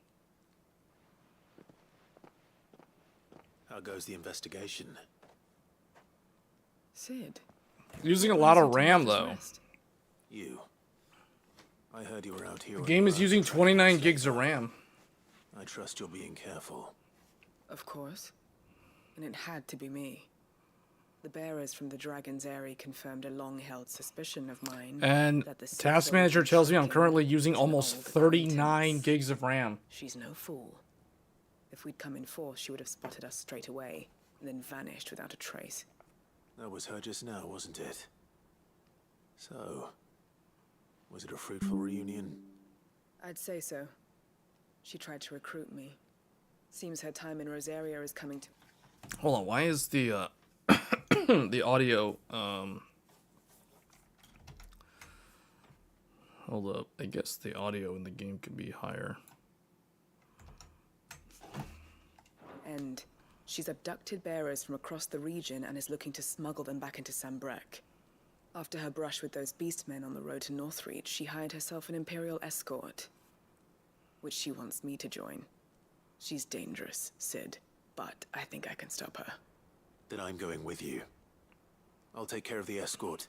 You can see the bearers to safety. Where are they? The Baum Archers, soon to break camp. You go on ahead. I'll follow once I've sent word back to the hideaway.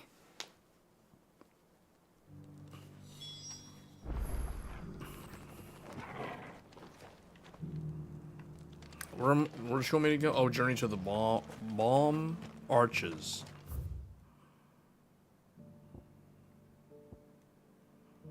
This? Or, no, that's even weirder science.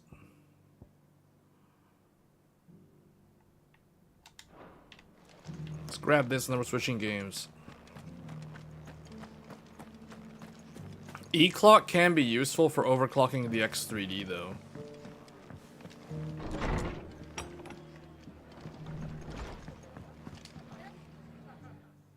Clive. But yeah, it Just shouldn't about be to your send for primary thing you. for I'd buying a like to take something motherboard. to Sir Wade up in East Pool. Seeds for planting. Thought it was about time they started growing. Yeah, their we own are running a food. lot of RAM. Task Manager right now, providing them we're with using whatever they need in the 39 meantime, of gigabytes course. of system RAM If out this of my coast's gonna 48 survive, gigabytes of it's RAM. got to be able to fend for itself. I wonder So if I those can go in the poor BIOS and bears, allocate they've more lived their system whole memory lives in to servitude. be used as Now they're virtual, their like own masters. VRAM Small wonder or they ain't got virtual the foggiest VRAM out to for provide for the themselves. So it's up to graphics. us to teach them. And if you're wondering why you, well, See, this is why I Radeon's consider taking 32 supplies up that gigs way have like been the coming bare back with more minimum and more for building a reports of PC. Akashic around the village And of I late. definitely recommend So Wade's 48. putting a brave face For a on gaming it. system, I recommend I think even 48. he's starting to worry. And if he's likely to share those concerns As with high as anyone, possible, because it's 48 gigs typically can hit higher speeds, like 8,000 for example. All the better 8,000 kits are 48 gigabyte capacity. So that's 2x24, because that's single rank. Otherwise, 64 gigabytes is good, but 64 gigabytes is where you're going to look for that 6011, because that is going to be dual rank. All right. Thanks. Wouldn't ask if I didn't have to. There. That should be I mean, enough you to can keep do these 128, algorithms for but a don't few expect that years to at go least. fast. Gizal agrees. There is a way to get it to go fast, but it's not easy. Most mouth-watering crop, I'll admit. But they're hardy, they grow fast, and they fill a hole. Better that than something that'll wither away at first frost. And chocobos love 'em too, which is no small thing. Yeah, 128 is When going to I be say 4 all of us need times to pull together 32. To get East Pool back on its feet, I mean all of us. They ain't exactly succulent, but cook 'em right, and they're just about bearable. I'll take your word for it. Anyway, Sir Wade'll know what to do with them. And if he don't, well, I'll go up there and show him myself. I'm sure you will. The weird thing is that there are those weird, like, frame times that are, like, showing up at those specific intervals that I'm noticing. But because of frame gen, I don't feel it. Frame gen is making it so that I don't notice that.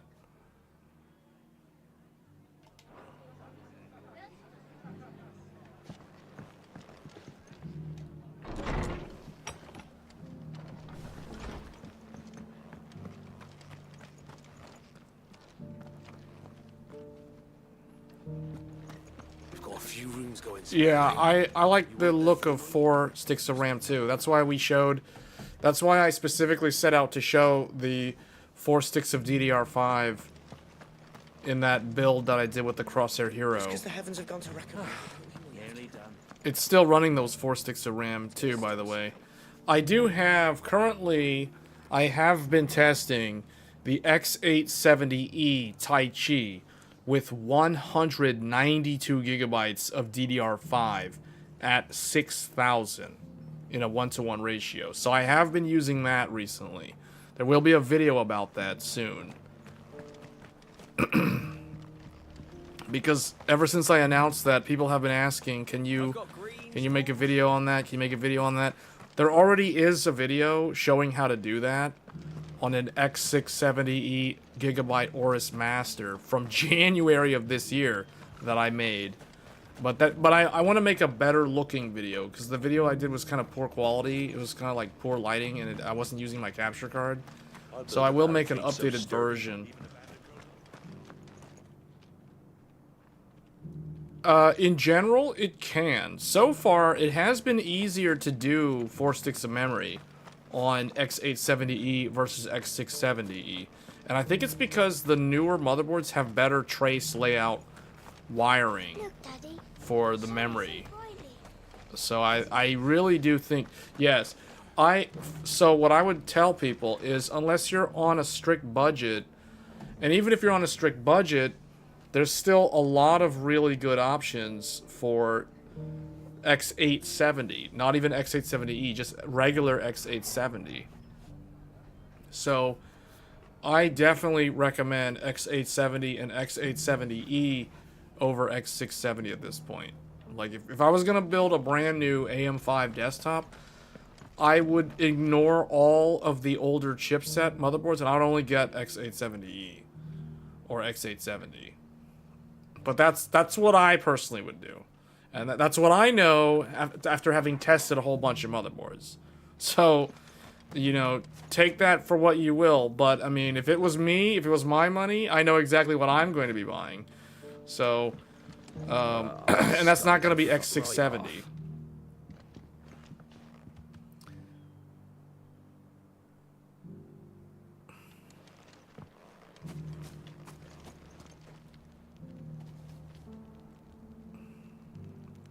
Alright, well that's gonna be Final Fantasy XVI. I guess we'll save this, I guess. Cross the Narrow.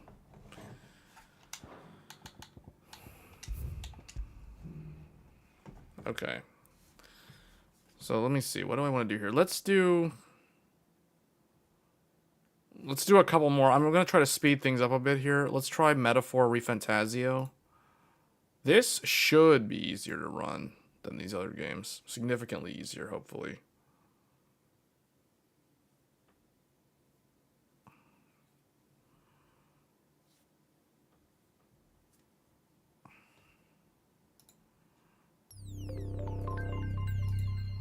Another one that I have to drop to...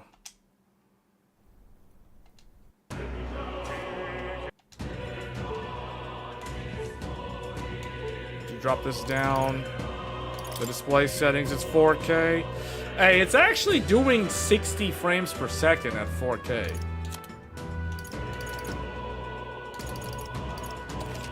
Alright, that's what I wanted. Okay, now let's capture the game. This is a good game. This is another, like, really good RPG that came out this year.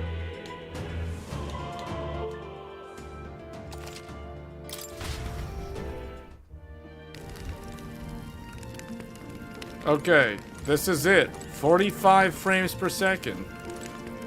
Just right off the bat, 45 frames per second. I didn't even change anything.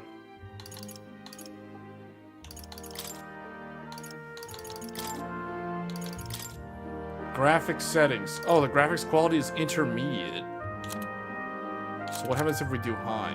High looks like it only changes two things.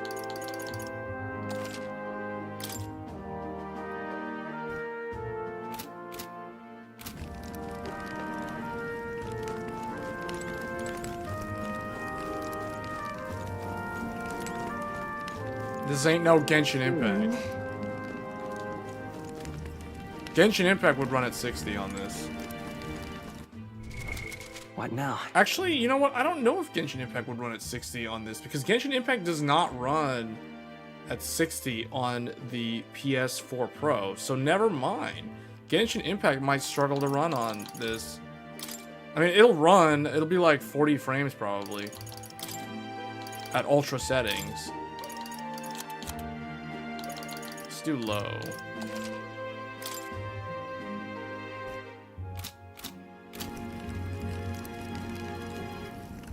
Okay, it's in like the 50s. There isn't really much of a difference in this game's graphics presets though.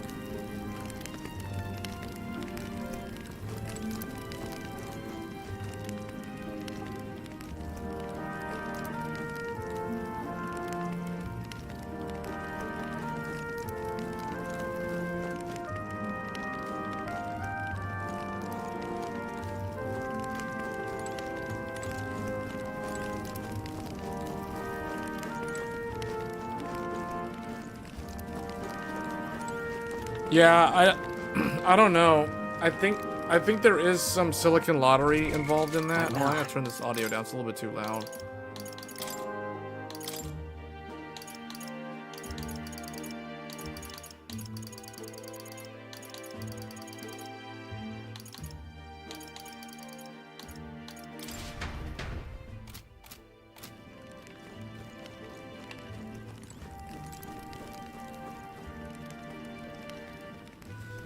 Well, I've been having trouble getting my memory to run at 8,000 on this Tomahawk board. I did not have a problem running it at 8,000 on the Tai Chi, nor did I have a problem running it at 8,000 on the Crosshair Hero. So, there may be some variance there. I don't know. I have to go and probably test a different kit of memory, though. This memory kit that RK let me borrow that runs at 8400, it doesn't really... I don't know. I feel like a lot of these motherboards, these XC70 boards, don't like this RAM kit. So I'm gonna have to swap to my own 8000 kit, the one that's in the link of this video, in the description of the video, which is the one that I recommend. I've been using it for like a year, and that one always has worked at 8000.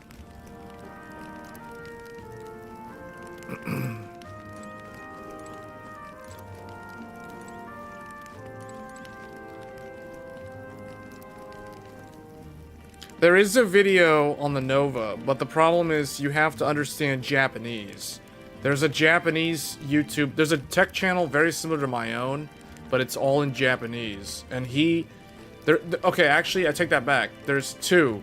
There's a Korean video, and there's a Japanese video. They have looked at the Nova. The Nova is actually very popular over there right now, for obvious reasons, because of the price and how much stuff it gives you for that amount of money.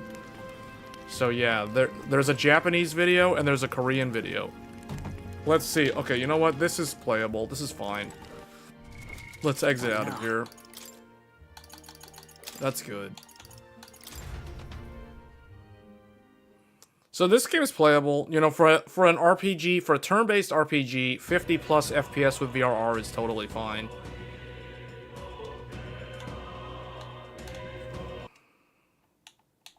Let's exit out of that. The Korean video, hold on, let me see if I can find those videos.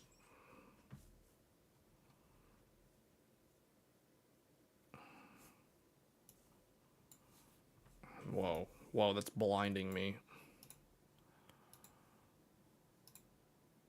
Wow, this actually stored all the...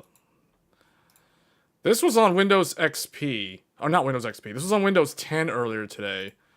And I just upgraded to Windows 11 so I could use the Wi-Fi 7. Actually, did I not install that yet? Network adapters. Qualcomm Wi-Fi 7. Yeah, no, the Wi-Fi. So it looks like Microsoft did it for me when I updated to Windows 11. So now the Wi-Fi 7 card in here works.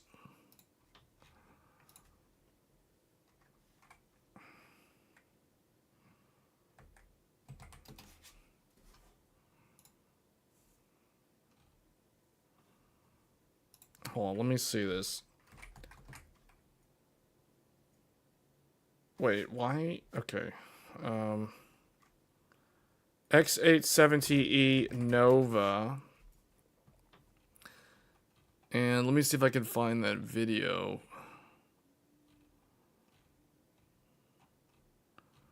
There's a video, it's in Korean. Here it is. I found, wait, is this the same one? This one looks different though. I guess maybe it is this video. Let's see.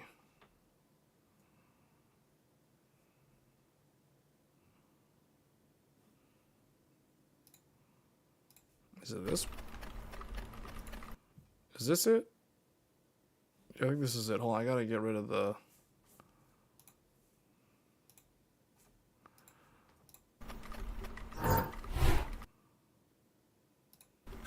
Why is it so loud? Oh yeah, this is the video. Okay, hold up. How do I... Where do I... This is weird doing this with only one monitor. unboxing of the thing. Here it is. So, this is the video. Let's just do this here. I guess. There. Or I could just do this. Is that better? Does that even work?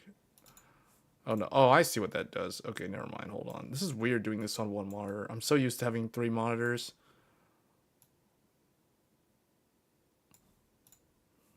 Actually, that isn't even the right size. Why is that so weird sized?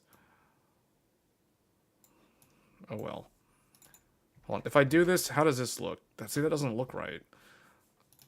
입니다. 지금 화면에 보이는 Whatever. 메인보드가 X8702 노바 와이파이 보드입니다. 이번에 에즈락에서 출시한 보드고요. 구성상 굉장히 관심받고 Yeah, 있는 see, look, it's got the 보드입니다. subtitles. 구성이 꽤 괜찮고 구성 대비 가격도 적당할 것으로 예상됩니다. This is like probably the most, like the best video that I've seen on it. 안 뜨긴 했는데 제가 there is the 가격은 Darth 알고 Vader 있긴 guy. 해요. Radeon did a 여러분들이 video 예상하는 on it. 가격 정도에서 크게 벗어나진 않을 거라고 보여지고 구성을 한번 살펴볼게요. 박스 안에 와이파이 들어있고요. There it is, just like with the Taichi. 간단하게 장착할 수 있는 그런 모듈은 아닙니다. 돌려서 장착하는 구조로 되어 있고요. Yeah, see. 이번에 기가바이트에서 간단하게 장착할 수 있는 와이파이 안테나를 도입을 했는데 굉장히 편합니다. 그래서 그 의견을 이미 전달했어요. 이런 것도 도입해주면 괜찮을 것 같다라고. 일단 보드를 보기 전에 밑에 구성을 좀 보면 이쪽에 있는 이건 온도 센서로 보여집니다. 여기 머리 부분에 온도를 측정해서 보드의 센서 부분에 장착하면은 하드웨어 인포 같은 그런 모니터링 툴로 확인이 가능합니다. 이거는 키캡인 것 같고요. 간단한 설치 가이드랑 그 다음에 이런 You know, I'm surprised that it's just the English instruction thing.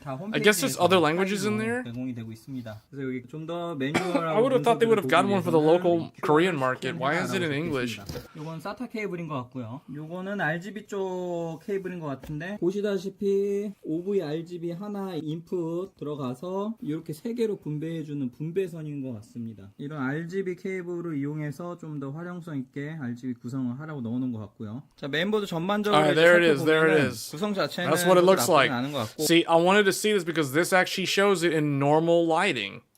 네, 보시다시피 히트 파이프 없죠? This is the normal look of CPU it. 전원은 16핀 See how it looks? 로 연결하는 거고 여기 CPU 팬하고 펌프 팬 연결하는 부분이 있습니다. 지금 화면상 제일 왼쪽부터 CPU 팬 1, 두 번째가 CPU 팬 2, 제일 오른쪽에 회색 부분이 AIO 펌프라고 적혀 있어요. 디버깅 LED 있고 Yeah, see, look, it has it. It's red. 파워 버튼, 리셋 버튼이 메인보드 Power button, PCB에 reset 부착이 button. 되어 있고 여기 OV RGB 연결하는 부분이 이 아래에 바로 있고요. 케이스 전면부에 USB 3.2 연결하는 부분 전원부는 굉장히 빵빵하게 구성이 되어 있습니다. AMD CPU 자체가 그렇게 전력 소비량이 높지 않기 때문에 웬만한 전원부로도 충분할 겁니다. 1,718 pins. 과스펙이라고 보여지고요. 소켓 이상 없고요. 자, M.2 방열판 부분인데 이번에 에즈락이 지금까지 지원을 안 했던 이지 릴리즈 기능을 적용을 했어요. 자석이라고 하시는 분들도 계신데 자석 방식 아니에요. 이거 그렇게 그냥 들어 올려지진 않고 옆으로 슬라이딩해서 위로 올리면 빠집니다. Yeah, I told you. 그래서 이렇게 I mean, 빼면은 이런 식으로 here's the thing that's good about the Nova. 좌측에 See, look, it has the heat pad on both the top and the bottom for that Gen 5 SSD. 그리고 나서 이쪽을 꾹 누르면 Now, 잠깁니다. I think not all of them have it on both sides. 걸고 I think just that one. 잠기고 다시 열 때는 이 Although he does do a good job 왼쪽으로 at 슬라이딩 removing 하면 all the 열립니다. heat sinks. 여기 행성 Yeah, he does 모양으로 it. Okay. 디자인한 게 꽤 매력적이죠. 그리고 여기 보시면은 그래픽 카드 이지 릴리즈 부분이 있는데 이렇게 당기는 구조로 되어 있고요. 에즈락이 이런 이지 릴리즈 기능을 이번에 추가를 하면서 아쉽게도 그래픽 카드 쪽 부분에 이지 릴리즈 기능을 차별성을 좀 뒀어요. 그러니까 모든 보드에 들어간 게 아닙니다. 그렇지만 노바 보드는 비교적 상급 모델에 속하기 때문에 이지 릴리즈 기능이 들어가 있는 것 같고요. 여기 보시면 SATA 포트 4개. See, the thing I like about these sort of videos, I mean, this is similar to how I do overview videos of motherboards, because they talk about the things that someone who's building the PC can benefit from. Not just like, oh, it has an overkill VRM. You know, oh, great. Okay, yeah. So do every single other motherboard these days, because AMD CPUs don't even use that much power. So it's like, okay, yeah, great VRM. Okay, that's cool. You know, cool story, bro. It's like, whatever. So does every other motherboard. So they actually show things like the latch, what it's like with the heatsink removed, so you can see how it looks and stuff. This is what I cover in my own videos. So yeah, if I had this motherboard, I would do the exact same type of video. Yeah, a lot of those, the problem, I'm not saying that the reviewers, these large channels doing reviews, I'm not saying that they're doing a bad job when it comes to reviews. I'm just saying that they just don't cover the things that affect the person who's actually going to be building the PC and using the PC. They're just going to tell you stuff like, oh, it has, you know, this many VRM phases, and it has this many USB ports, and it's got RGB, or maybe it doesn't have RGB, you know, like very surface level stuff. Although I will say the hardware unbox video that he did, that is a pretty useful video. I think the video that he put out was good. Obviously, he put a lot of work into that video. There is some useful content in there, but the reality is, you know, these up-close videos like this that show you the nitty-gritty, I feel like a lot of this is lost in translation in a lot of those like larger, more macro level videos. 이쪽에다 끼고 그리고 나서 이쪽을 꾹 누르면 잠깁니다. See, like he even shows how it goes back on. 다시 열 때는 이 동그란 부분을 슬라이딩, 왼쪽으로 슬라이딩하면 열립니다. Sliding to the left. 행성 모양으로 디자인한 게 꽤 매력적이죠. It's quite attractive to have a planet-shaped design.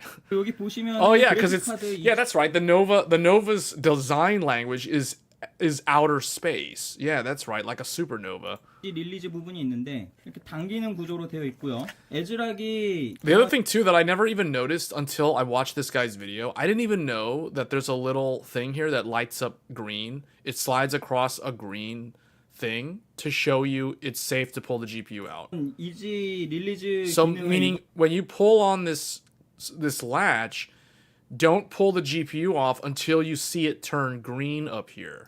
이번에 추가를 하면서 아쉽게도 그래픽 카드 쪽 부분에 이지 릴리즈 기능을 차별성을 좀 뒀어요. 그러니까 모든 보드에 들어간 게 아닙니다. 그렇지만 노바 보드는 비교적 상급 모델에 Yeah, and see, the thing is, this is so useful. It's such an underrated feature because if you're someone like me and you use giant air coolers like the Noctua D15 or the Deepcool AK620, I use a lot of air coolers in my builds. I rarely ever use liquid cooling. This is a must-have because especially now with how big those air coolers are and how close the CPU socket gets to the graphics card, it's near impossible to reach in there and get at this thing when the air cooler is blocking the path. 속하기 때문에 이지 릴리즈 기능. You have to use a long chopstick.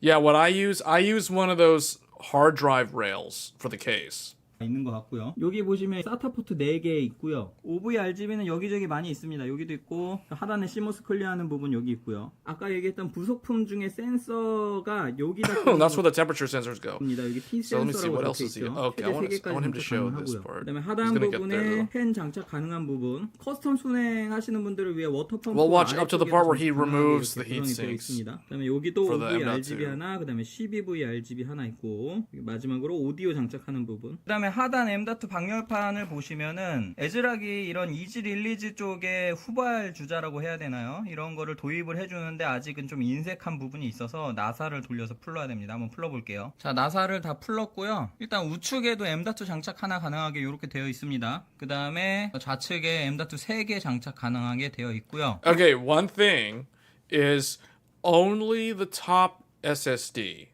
has the bottom side cooling. The other 4 don't have that. This is something that we didn't really know until we saw a video like this. Because I wasn't sure. I assumed that there was probably another one that had the bottom side. Because the Tai Chi has bottom side cooling on 2 out of the 4 SSDs. Whereas the Nova only has 1. But it has a 5th SSD slot. 이번에 X870 보드들이 이런 PCI 슬롯하고 M.2 슬롯이 레일을 공유하는 이슈로 지금 좀 예민한 부분이 있어요. 그거는 보드사들이 젠5 SSD 슬롯 개수에 대한 욕심을 좀 부려서 그런 것 같은데, 일단 노바 보드를 So the top one is Gen 5. These other three are Gen 4, and this one over here is Gen 3 2 lanes. 살펴보면 주 그래픽 카드가 장착되는 이 PCI 슬롯이 5.0으로 동작하고 레일을 16개 사용합니다. 그 다음에 이 레일은 독립적으로 동작을 해요. 그래서 공유되는 레일이 Now he's 없이 going over 그래픽 lane. 카드 He's going to talk about the 총 lane 16개 레일 allocation 사용 here. 가능하고요. And then also the back. The back is near identical to what's on the Tai Chi, actually. It's got the same layout. 리즈 혹은 이지 레치라고 하는 이런 최근 메인 So that is nice. Coming in at $100 less than the Tai Chi, and it's still offering the same port layout on the back. 그렇지만 지금 사운드 카드도 괜찮은 게 들어가 있고, 그다음에 USB 4, C 타입으로 2개까지 지원 가능하고요. And you know, the more I use the ASRock BIOS, the more I actually like ASRock's BIOS. 보시면은 좌측에 CMOS 클리어 버튼하고 플래시백 버튼까지. What I really like about ASRock's BIOS is the descriptions. They are so descriptive in what every single setting does. Some of the others, not to name any names, but the others oftentimes do not give you a very good description of what the settings in the BIOS do. And ASRock does a really good job with their documentation. 모두 있기 때문에 있을 건 다 있다고 보시면 됩니다. 게다가 라이트닝 포트도 2개 사용 가능하고 화면 Well, those prices that you're seeing are being sold by scalpers. Those aren't the regular retail channels selling it like that. 출력용으로는 HDMI 포트가 있고 DP 포트가 없는데 이 USB 4 포트가요 C 타입으로 연결이 가능해요. 그렇기 때문에 만약에 C 타입으로 연결 가능한 메인보드 출력용으로도 사용이 가능하다. 그 다음에 유선 랜 카드는 5기가 제품 들어가 있습니다. 그 다음에 후면 보시면은 제가 이거 See, look, it has a backplate. Backplate on a $350 motherboard. Like this is unheard of. None of the other brands would ever offer this. None of them. 출시 전에 스펙 정리할 때 홈페이지에 광고가 안 돼 있어서 살짝 당황한 부분인데 이거 백플레이트가 있어요. 제가 백플레이트 있다고 홈페이지에서 못 본 것 같은데. This is surprising because, yeah, like this guy is saying, on ASRock's own website, they never show or they never mention that they have a backplate. This is where, like, ASRock really needs to improve marketing because they're underselling themselves. You know, they're selling themselves short because they're not showing stuff like this. The fact that people are buying it and figuring out that it has a backplate that's kind of a shocker. You know what I'm saying? Or at least websites like Newegg. Newegg is doing the marketing for ASRock because Newegg has a picture showing the backplate. But ASRock themselves, they don't have a picture showing the backplate. 백플레이트가 있네요. 그것까지 감안하면은 굉장히 메리트 있는 보드라고 생각되고, 그렇지만 아쉽게도 이런 부분까지 완벽하게 커버하는 그런 백플은 아닌 것 같습니다. The other thing too about the backplate, it helps soak some of the heat on the backside of the board. The other thing too is it helps with the shape. It helps maintain the shape of the motherboard if you're going to keep your PC for 3-5 years, especially if you're going to use a giant fat air cooler like a D15, because that puts a lot of weight and pressure on the central part of the board. So having the backplate like reinforce it helps keep its shape so it doesn't bend. 약간 허전한 느낌이 없지 않아 있어요. 그쵸? 방열판이나 It relieves pressure from the silicon board, the PCB. 고가형 보드임에도 불구하고 히트 Yes, the backplate 없어서 does help with 히트파이프가 cooling. 있는 보드들 대비해서는 전원부 온도가 조금 더 높을 수도 있을 거라는 추측이 되고요. 메모리 슬롯 4개인데 일단 강화 슬롯 넣어주는 보드들도 있는데 아쉽게도 강화 Hey, 슬롯이 Shody, thanks for the 없습니다. sub. 그다음에 이렇게 상단 부분은 제껴지지만 하단 부분은 제껴지지 않는 형태예요. 그래서 보통 이런 램 슬롯은 아래쪽에 먼저 맞춰놓고 그 다음에 위쪽을 맞춰서 꾹 누르면 장착이 됩니다. 근데 저같이 램을 많이 뺐다 꼈다 하는 사람으로서는 강화 실드가 없는 경우에 조금 아쉽고요. 전반적인 구성이나 디자인은 그렇게 나쁘지 않고. Yeah, that is a really solid board for the price. I mean, probably the best one that I've seen. So yeah. Actually, hold on. Let's switch over to this one, I think.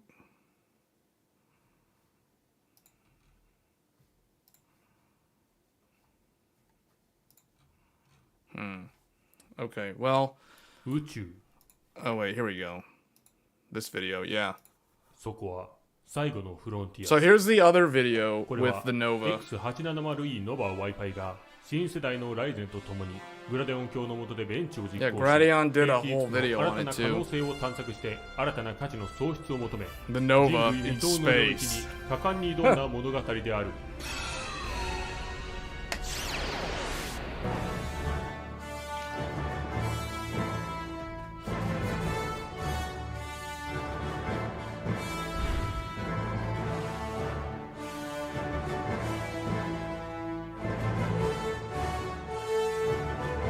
Featuring ASRock.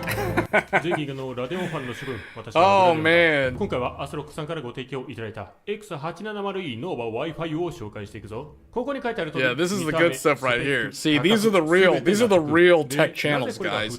These are the real tech channels. 私が購入したものだからだ。 Oh, hold up, hold up. そのくらい気に入った商 Subtitles, 品だよという subtitles. ことで始めていこう。まず今回の X870E Oh, wait, there's no Nova English Wi-Fi subtitles? どんな人におすすめなのか Oh, it's gonna only be the ざっくりまとめておいた Japanese ones. M.2 スロットがたくさん欲しい Actually, hold 人 on. Maybe I can get some ATX で最高の auto-translate. マザーが欲しい人 NAS などを5ギガランで運用したい人 VRM がたくさんあると安心するなっていう人とか B650 ライブミキサーを使ってますよ Yeah, っていう私みたいな人 this is あとはね Japanese VR 機器を長時間 tech 使い tube たい right なっていう here. 人とかにおすす See, めだ for those of じゃあ you なんで that こうなった that の only かって pay いうのをこれ attention か to ら解説 Linus していくじゃあ and まず Jay and 新しい Harbor マ on ザー Block, ボード nothing wrong with 何 those が変わっ guys. たの I'm それ just でチッ saying, プセッ like, トから見ていこ there う is a 今回 whole 発売されたモ nother デルは world. 2つ There's a whole nother world out there of tech channels that are much, much smaller YouTube channels that these guys actually go way more in depth than a lot of those big こ channels. れは600シリーズのマザーボードと同じだ。So he even breaks down the chipset differences. But the thing is, I've done these type of videos. So if you guys watch my content, you already know all of this. Anyone who watches my YouTube channel already knows that X870 is basically B650E and X870E is X670E. X670E は X670E の後継。対して X870 は B650E の後継だ。 Oh, no one is talking about X870E like an actual breakdown? いや、ぶっちゃけね、初めからモデル数 Well, no, I mean that's not true. I mean, I'm probably the only English YouTube channel that's talking about it at this sort of depth. But there are a lot of other tech channels out there, like this one in Japanese, that goes pretty in depth too. あとは特に変化はない。で、ここで疑問に思うかもしれん。 He's talking about USB 4. It's like Darth Vader said that you must use USB 4. Like you have to use it. You must use USB 4. He's basically saying how X870E and X870 requires USB 4.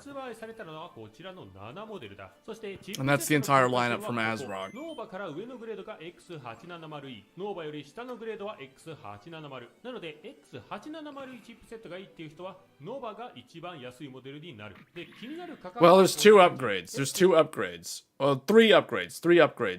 Here are the upgrades. Number one, USB 4. Everybody knows that. Number two, Wi-Fi 7. That's the other thing that all these boards have. Every single one of these new motherboards have Wi-Fi 7. Now, number three, probably the third benefit of being on the newer chipset that no one really talks about is better wire trace layouts for your DDR5. That is the other thing that nobody is talking about. You know, and that helps you run, for example, 4 sticks of memory versus only being able to run 2 sticks at decent speeds.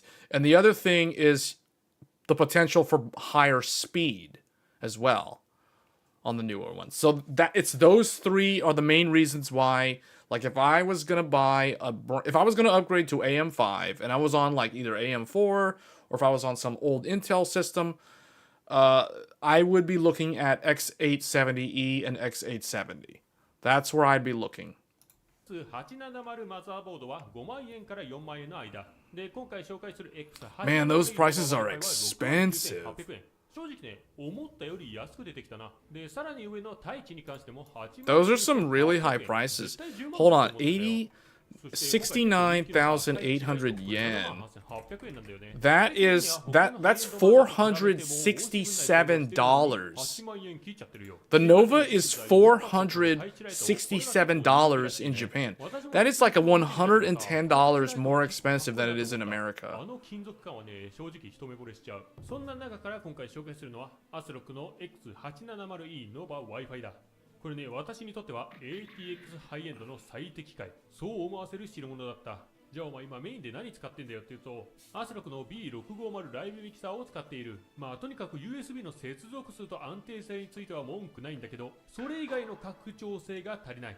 そこで登場したこちらの製品。実際触れてみて非常に満足。私もメイン PC 用に別途購入をしている。ではなぜ購入に至ったかというと、Well, yeah, so Thunderbolt, guys, Thunderbolt 4, or okay, Thunderbolt 3 and Thunderbolt 4 are both 40 gigabit speed. Intel wrote the spec for Thunderbolt 3 and 4, and then what Intel did was they donated it to the USB group, so it became USB 4 as an open source standard for USB peripherals. So basically, USB 4 is derivative of Thunderbolt technology and standards. So they're effectively the exact same thing. So I have here, this is an AverMedia Live Gamer Bolt.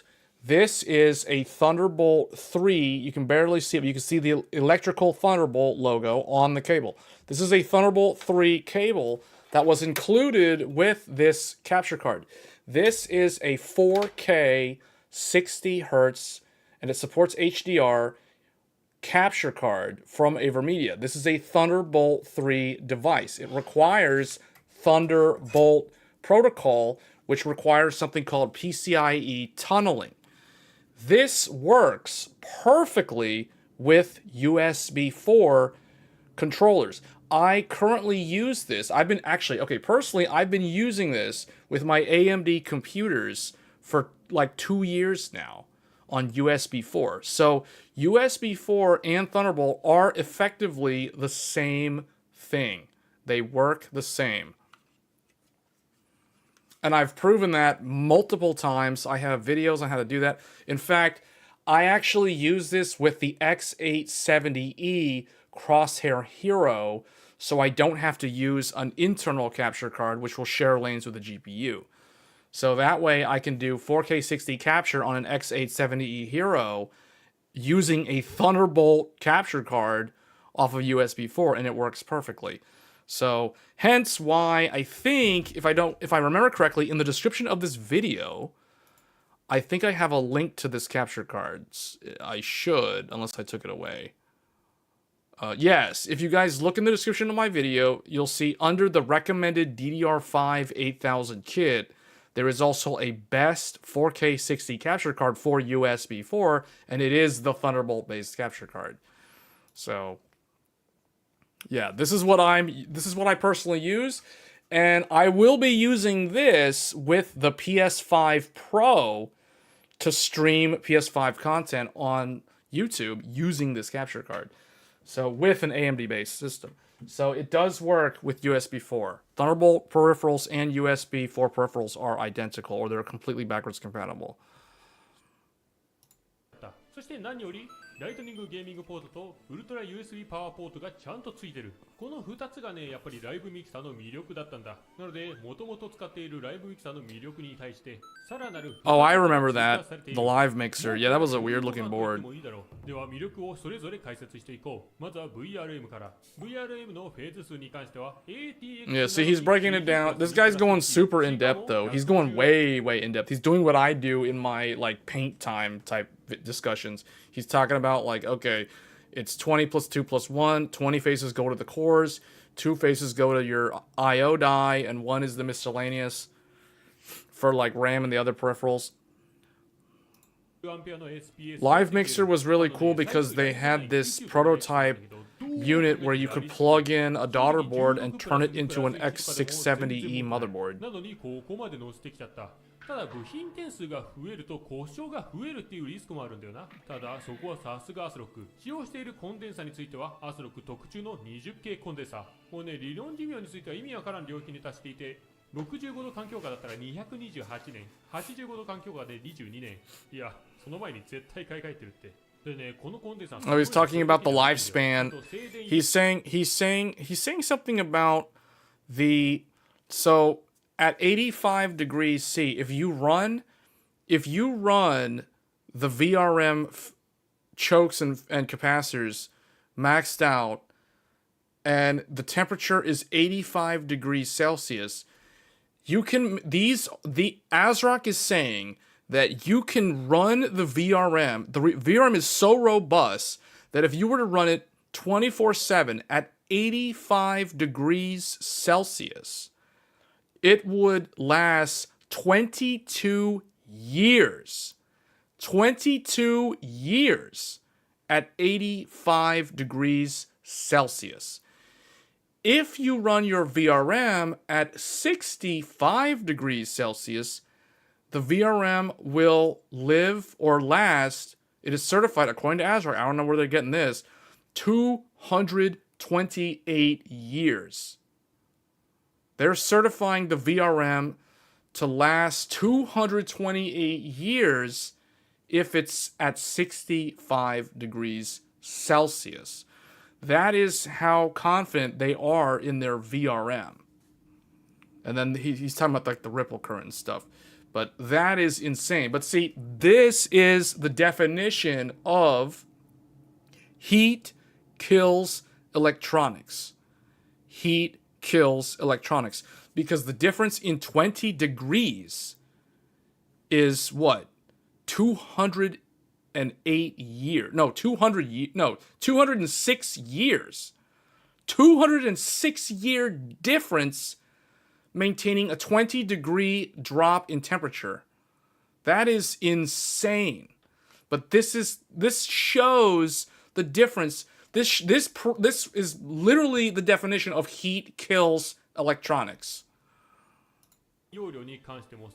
So basically, the VRM will outlast most human lifespans if it's kept at 65 degrees all the time or lower. まあそれによってどんな効果があるのっていうと、めっちゃ簡単に言えば安定した電力供給で CPU に優しいという感じで、部品点数が増えたんだったら壊れないものを作ればいいじゃんっていうアスロックらしい納金プレイでは B650 ライブミキサーと比較してみよう。まあ、やっぱりね、グレードがそう I don't understand. One thing I'm a little confused. Like, why is he comparing the Nova with the live mixer? The live mixer was a B650E motherboard. And this is a X870E. I mean, they're not even, like, they aren't even the correct comparison. So I don't really understand why he's showing live mixer. Unless he's, I didn't catch the first part. Unless he has the live mixer and he was using it and then now he's upgrading to the Nova. I don't know. Oh, he has it? Okay, I didn't catch that part. I like how he's got some Yu-Gi-Oh cards, like, by his keyboard. I like the Yu-Gi-Oh cards right there. I haven't played Yu-Gi-Oh in years, but I like how he's just straight up got Yu-Gi-Oh cards on his desk. And he's wearing a Darth Vader mask. I mean, this is epic stuff. You're never gonna see this on, like, Harbor Unboxed. This is like Adult Swim version of Harbor Unboxed right here. You know what I'm saying? Like, Harbor Unboxed is like rated G for general audiences. SSD スロットに関しては PCIe 3.0×2 になるので注意してくれ。で、これに関しては We have Japanese Darth Vader with Yu-Gi-Oh cards talking about an ASRock Nova. 両方一緒には使えないよってこと。で、この搭載数がどれぐらいすごいかっていうと B650 ライブミキサーの場合は Gen5 スロットが1つに Gen4 スロットが2つ。しかも SATA も2ポートしかなく、結構この辺で私は悩まされていた。対して Nova Wi-Fi は M と But see, this is a good illustration of, like, when somebody asked me back when we were doing the coverage, we were doing the comparison of all these different motherboards. I remember people were asking me in the chat, occasionally I would get the question, if I have so-and-so motherboard, should I upgrade to X870E Nova? This shows that upgrading from B650 to X870E is actually a pretty good upgrade for content creation, because you're getting like 2 more M.2s and you're getting the the GPU latch and you're getting more SATA ports. So it's, yeah, you're doubling up on SATA ports as well, and Wi-Fi 7 and USB 4. So, you know, and postcode. So it's, yeah, this is a good upgrade. 突 SSD が5本ついて、しかも SATA も4つある。いやね、SATA と配達量がないのも偉いなと思う。 Oh yeah, it is very good if you're going to use a lot of. Oh yeah, see, he's talking about Tai Chi. So Tai Chi has 4, but Tai Chi has 6 SATA. In fact, Tai Chi is the only X870E motherboard that has 6 SATA, where all of them can do RAID. タイチと比べてもノバの方が M.2 の数多いんだよ。ただしタイチは SATA が6個ある。では次の特徴。USB4 接続。I don't think I don't have Genshin Impact on here. It's gonna take too long to install. そんなに重要って思うと思うんだけど、最近 VR チャットを始めた私にとっては超重要。なぜかというと、今までライブミキサーと USB で接続した場合、給電が 5W しかされない。で、実際に VR チャットを30分プレイしてみると、充電は残り 87% になっていた。対して X870E Nova Wi-Fi は USB4 のポートで接続すれば給電が 15W 行われる。結果30分プレイしても残り 97% だった。この結果をもとに連続稼働時間を計算してみると、今までは連続4時間しか使えなかったのに対して、Oh, I didn't know that. Okay. So the default power for USB4 is 15 watts. I didn't even know that.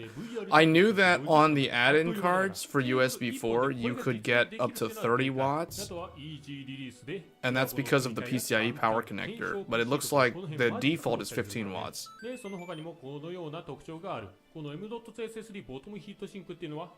a lot of this stuff we've already talked about, so we already kind of know. Oh, he's gonna do the,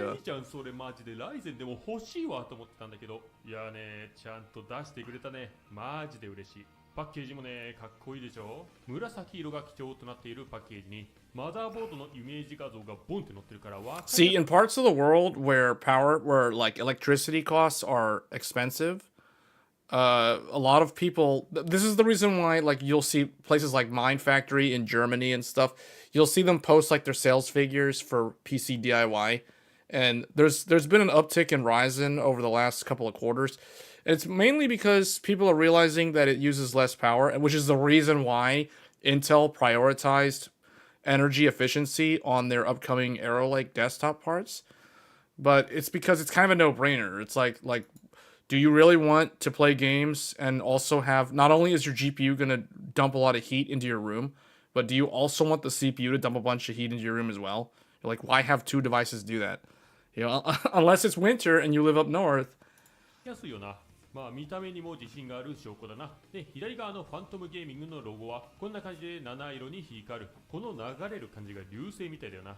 で、パッケージ背面はこんな感じ。もう ATX でできること全部詰め込みましたってぐらいの性能。何より M.2 スロットが5つあるのがいいよな。ただし1つは PCIe 3.0×2 なんで注意が必要。まあこの辺もちゃんと速度どのくらいで。Okay, so it is cool seeing the box. I've never actually seen the box, especially the back of it. こちらが私も使用していた。Oh, there's the live mixer box. パッケージ結構でかいでしょ。B650. こっちのがあるけど、今回のパッケージの方が分かりやすいしかっこいい。よしよしよし、それじゃあ開けていこう。開けるとこんな感じ。ここには無線のアンテナが入っている。で、マザーボード本体は後で見るとして、先に付属品から SATA ケーブル2本に ARGB の分岐ケーブル。わざわざこんなんついてんの。追加の温度。Yeah, this is the same as what we saw from the Korean video. Oh, he's gonna show the backplate. ファントムゲーミングのキーキャップ。これ嬉しいね。それが待ちに待ったマザーボード。こちらを袋から取り出して、こちらが X870E Nova Wi-Fi だ。全体的に直線的なデザインであり。You know, seeing it in this more normal lighting compared to the marketing images of it where it's got a lot of like purple to it, I didn't realize it's very like black and understated, and it has that holographic shimmer down here like a holographic secret rare Yu-Gi-Oh card. You know, I just now noticed that. This actually looks nicer than how it looks in the marketing pictures. がっつりとヒートシンクが乗ってるこの感じたまらんよね。して光を当てるとこんな感じにね。Yeah, it's got that holographic shine, man. It's like a holographic card from a card game. 流れるようなデザインになる。 It's like a Yu-Gi-Oh card. まるでハイパースペー It's a hollow. そしてこの光る部分は紫 This is a hollow motherboard. What is a secret rare motherboard? 艶やかさがある。いや、こんなに心打たれたマザー久しぶりだよ。で、手に持った感じだね。さすが。 Man, I think I want one of these now. I certainly don't need any more motherboards, but man, I actually kind of want one of these. やっぱね、It has a backplate and it's a holographic motherboard. 全然違う。手に持った時も触りやすいですね。そして IO パネル側はこんな感じ。ちゃんと CMOS クリアボタンがあって BIOS フラッシュバックボタンもある。で Wi-Fi の接続端子はちゃんと上側についてる。まあ大抵の場合 Wi-Fi のアンテナ Holographic motherboard with backplate? Man, this is... Watching this video makes me realize that this literally... I was right. I was straight up right in calling this an S plus tier motherboard. This is an S plus tier motherboard. It even has the hollow effect on it. I didn't even know it was a hollow. でもちろん他のポートも充実している。 USB Type A のポートは合計10個。ライトニングゲーミングポートもちゃんと搭載してるし、ウルトラ USB パワーポートも違う。 Man, this is good. このポートにつなげてる時の脚本の安心感半端ないから。それに加えて USB4 が2つに5ギガ LAN ポートが1つ。5 gig LAN. That's the one that actually matters these days. さすがハイエンドマザーっていう IO パネルだ。そして端子は右上に CPU クーラー類。灰色の端子は水冷ポンプ用だ。色が違って分かりやすいな。マザーボード上に Blue Eyes White Ryzen exists. さすがハイエンドマザーボード。その下に ARGB のヘッダーが2つ。フロントタイプ C 端子。フロントの USB Man, this needs to go on ban list. This needs to go on ban list. It's broken. This is way too broken. This is way too broken. This feels unfair. This feels so unfair. This makes the Tai Chi Lite look so, like, mediocre in comparison. 中にファンが隠れている。そのためにここに通気口がある。USB4 を使った時の冷却用だな。そして CPU 周りに関してはめちゃめちゃ豪華。すべて特注の20系コンデンサが搭載されており、フェーズ数も20。This dude is upselling this better than I was upselling it. 詰め込んだな。このずらっと並んだ感じがたまらんよね。上部の VRM のヒートシンクにはこんな感じでノバと刻印がされている。そしてこの肉厚なヒートシンク、細かなフィンが入っていて、ちゃんと上側もこんな感じになっている。Oh, speaking of 10 gig LAN, you want 10 gig LAN? You can literally put a 10 gig add-in card in the bottom X2 slot on this. こんな感じでね、スカスカじゃなくて、ちゃんと中までぎっちり。Yeah, man, Z890 Taichi OCF, that thing just came out of nowhere. That thing is the overclocker's dream in terms of motherboards. I really wish there was an AMD version of that because you can literally use those granular like clock increase knobs to improve the clock on possibly an X3D CPU. さすがハイエンド。いやマジで ATX の中でトップを取りに来たっていう感じの超豪華仕様。で、こちらが M.2 SSD のヒートシンク。こんな感じでちゃんと立体構造になっていて、この丸いつまみを押し込むことで簡単に取り外すことができる。ちゃんと M.2 裏側も冷やせるようにボトムヒートシンクがついている。で、その下にあるのがイージーリリースのスライダー。これでラッチに手が届かない時でも簡単にグラフィックボードの着脱ができる。わかりやすいようにお手頃サイズなRadeon R9 ナノをつけてみよう。He has a Nano? Wait a minute, this dude has a Radeon R9 Nano? 別の角度からよく見てみよう。グラボを押し込む。 What? This is like one of the most rare GPUs in the world.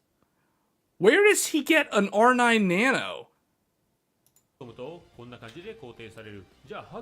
There's probably only like 50 of those in the entire world. 緑色の印が見える。ここまで引っ張ったら固定されるんで、あとはグラブを抜き取るだけ。そうするとレバーも自動的に元の位置に戻る。これはね、よくできてるね。では続いてヒートシンクを外していこう。この下側のところのヒートシンクは全てネジ止めになっている。これで取り外し完了。そしてさらにもう1箇所外すことができる。ここを外すとこちらにも M.2 スロットがある。ここだけは PCI 3.0×2 なんで注意してくれ。これで ATX サイズなのに合計5枚の M.2 SSD を搭載できる。いやー、俺得。しかも M.2 SSD の固定は全てツールレス。一応一番上のこのスロット、こんな感じで初めからヒートシンクががっつりついてる SSD だとサーマルパッドががっつり干渉してる。 Hey, he's got a crucial T705 他の箇所はいつも通り or T700. つけることができる。こちらももちろんツールレスだ。で、このマザーボードは右側にこんな感じでもう1枚 M.2 SSD を取り付けることができる。いや、こういったね、限られた面積でこういった工夫が入っているマザーボードって面白いよね。ではマザーボードを比較していこう。比べるのは私も使っている P650 ライブミキサー。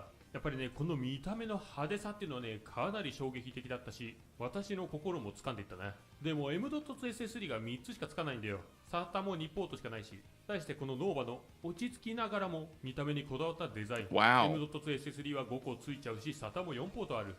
で、やっぱり持った時の重さ Yeah, man, the Taichi, not the Taichi, the Nova has that wow factor. It just straight up has that wow factor. 結構空洞なんだよね。で、M.2 SSD 側もヒートシンクの量が全然違うでしょ。ただやっぱこいつの売りは I/O パネル側、USB の安定性と接続数に全てをかけたマザーボード。特にこのウルトラ USB パワーポート、これがある安心感は半端じゃないっていう感じで、これもめちゃくちゃいいマザーボードで、ノーバと比べてみると CPU のソケットの金属の色、これがノーバの方はちょっと黒っぽいんだよね。 It looks like they also blacked out the socket or the ILM. も全然違う。で、ウルトラ USB パワーポートあるんだけど USB ポート数はね、こっちの方が少ないんだよな。それじゃあどうするのっていうと USB4 を活用する。これね、私がメインで Nova を使うために USB4 対応のドックを購入しておいた。一応中身としてはこんな感じで、これを購入した理由は USB タイプ A のポート数が多い。こちら側に USB2.0 が2つに USB3 が3つ、しかも反対側に 10GBps のタイプ A ポート1つにタイプ C のポートが2つもついてる。これを USB4 で接続してやれば高速な USB を一気に増やすことができる。Wow. USB4 対応のケーブルを Wait, what is he? What's with all this? Oh, he's USB4? What? USB4 に対応してるんで、データのやり取りがこれでより高速にできるし、あとは VR ヘッドセットとかもこれで繋ごうかなって思ってる。っていう感じで、確かにライブミキサーはすごい魅力的。ノバと比べてもちゃんと強みがある。ただ、ノバは USB4 に対応したことで性能を強化できるガジェットを用意することができる。っていう感じでね、USB4 あれば便利なんだよ。ただ、ぶっちゃけなくても困らないっていうところはある。そういった人は今までの600シリーズのマザーボードを購入するのはありだ。それでは PC を組んでそれぞれ検証をしていこう。まずは見た目から。まずライブミキサーから見ていこう。これもね、Oh wait, he actually did the whole. Wait, what is this? Oh, this is the live mixer PC that he uses. 赤色に変わる。これがね、個人的にめちゃくちゃ気に入ってた。見た目も派手なんで、マザーボードが主役級に目立ってる。対してこちらが X670E Nova Wi-Fi。So now the Nova Wi-Fi's in there. かっこいい。じゃあまずは電源を入れてみよう。Oh, okay, I didn't even know what the actual LED looks like, or the RGB looks like on it. Now I get to see what it looks like. It kind of reminds me of the MSI Creation motherboard from the Threadripper line. で、グラフィックボードもファントムゲーミングに統一してみたんだけど、これはね、いい選択だったね。一応ファンの光を受けて流水のように流れるデザインも見ることができる。では LED のカラーリングを変更していこう。この下の2つが新しく追加された発光パターン。This is the polychrome sync. This is their software for controlling the RGB on their motherboard. レインボーを作ることができる。例えばデフォルトだとこんな感じ。赤、緑、青の3色が順番に流れてくる。で、この丸の位置を動かすと色の長さの指定もすることができる。それだけではなく、もちろん2色にもできる。これはね、非常に嬉しい。こうすることでこんな感じでファントムゲーミングっぽいカラーリングにすることができる。これさ、マジで最高じゃん。Oh, one of the things that I really like about ASRock, I mean, this also applies to ASUS. ASRock and ASUS, as far as I know, both of them, their postcode debug, once you're in Windows, the postcode debug will show you the temperature of your CPU. So you can look at it. If you don't have, for example, if you don't have a liquid cooler that has a display like this that can show you, see, like here it says 50 degrees Celsius, but here it's also reading 50 degrees Celsius.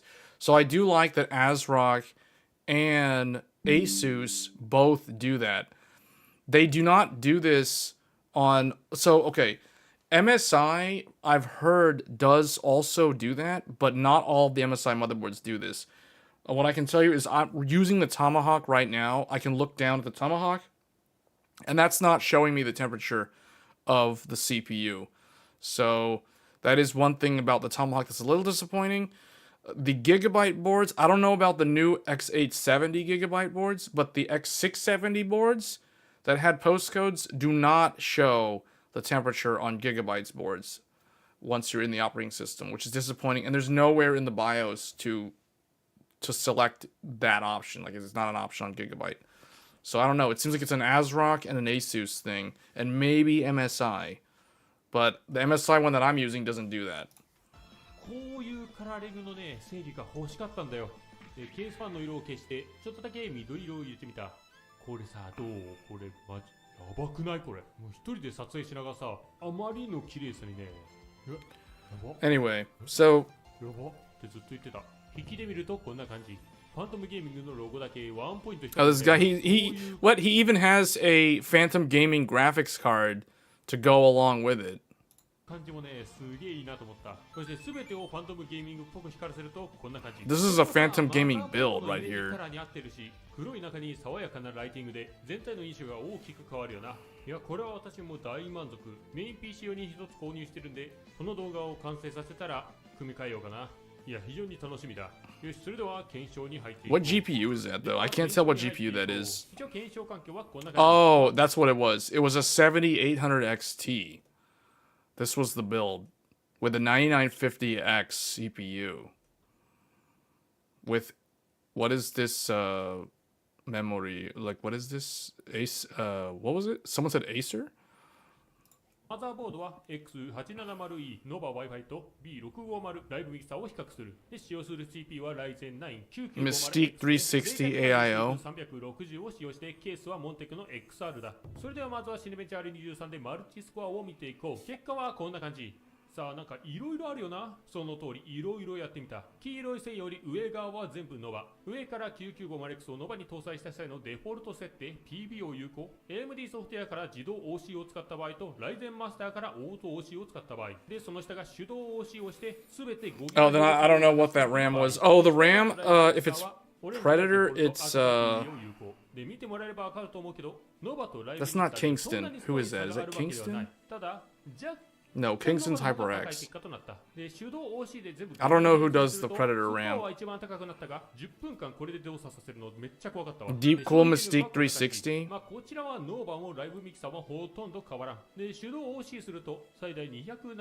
Isn't Acer Predator like a... Oh, it's Acer? Okay, wow, I didn't know that. I didn't even know that Acer sold desktop RAM.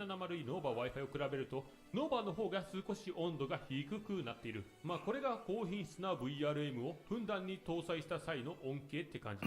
要するにその分温度に余裕が出るんで OC する余裕が出てくる。って言って全部 5GHz 動作にしてみたら。Okay, well anyway, wow, he even did thermal comparisons? 限界温度を超えてるんで正直めちゃめちゃ怖かったけど完走できちゃった。多分マザボ壊れる前に CPU がぶっ壊れるよ。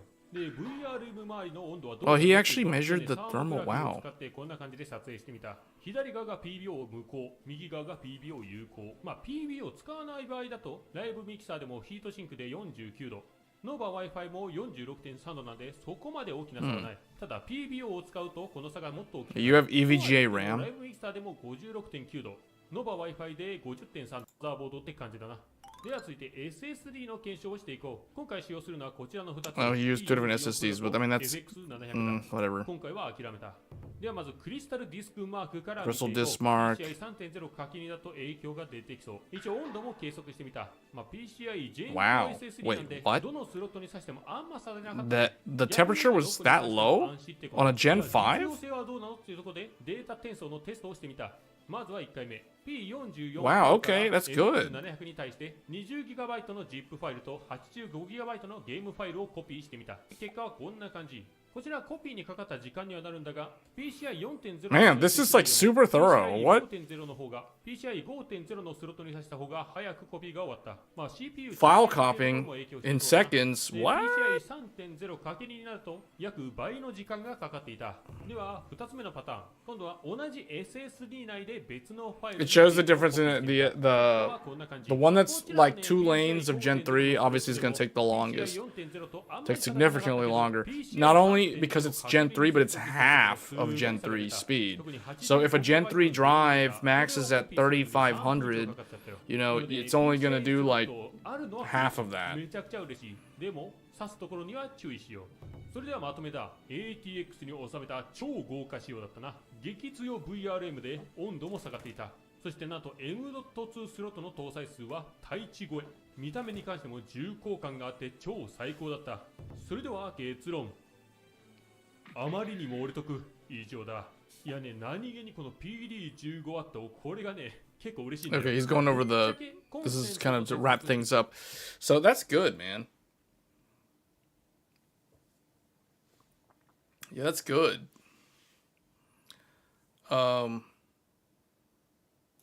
Yeah, I guess. Okay, so let's test. I'll do one more game here just to test. Either, let's see.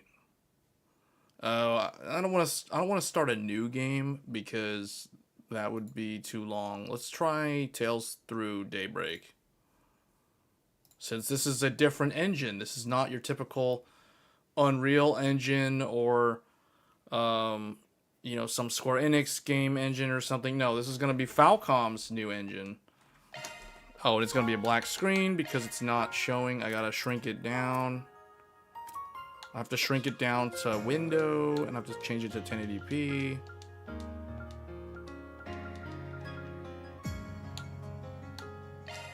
There we go.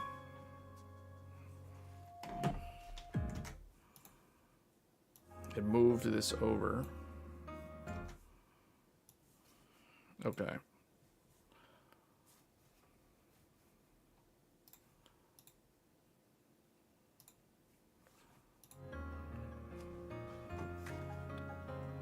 I do have a 9950X.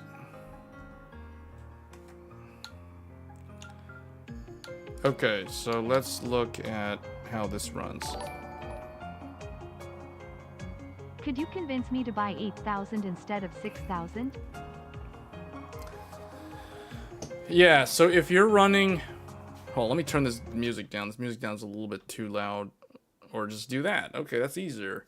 So if you're going for memory bandwidth, and if your CPU can't do 6400 1-to-1 stable without an insane amount of voltage, then 8000 is a better choice, because the thing about 8000 is it's equal to 6400 1-to-1, even though 8000 is running at 2-to-1. The benefit of 8000 is that at 2-to-1, your memory controller is not as stressed out compared to the way it's running when it's at 6400 or even when it's at 6000.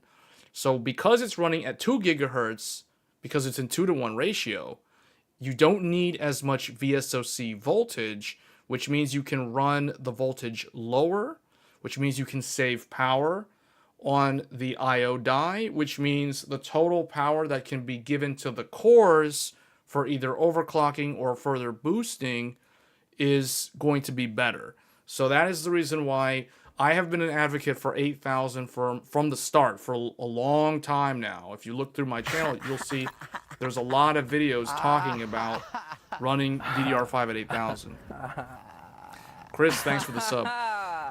The other thing too is it's easier to do 8000 than it is to do 6001 or 6400 1-1. So the scenario where I would not recommend 8000 is if you want to run 4 sticks of DDR5. If you're going to do 4 DIMMs, then you're better off sticking with 6000, especially once you start going to dual rank DIMMs, like 128 gigs of RAM or 192 gigabytes of RAM, because that is a lot more challenging to get stable at 6000 than trying to get 2 sticks running at 8000, if that makes sense. So it's going to come down to Silicon Lottery. But what I would recommend is you definitely want an 8000 kit that has a lot of success. It has a high success rate of working on a lot of these AMD motherboards. And the one that I have linked in the description of the video is the one that I can vouch for, because that is the one that I personally use.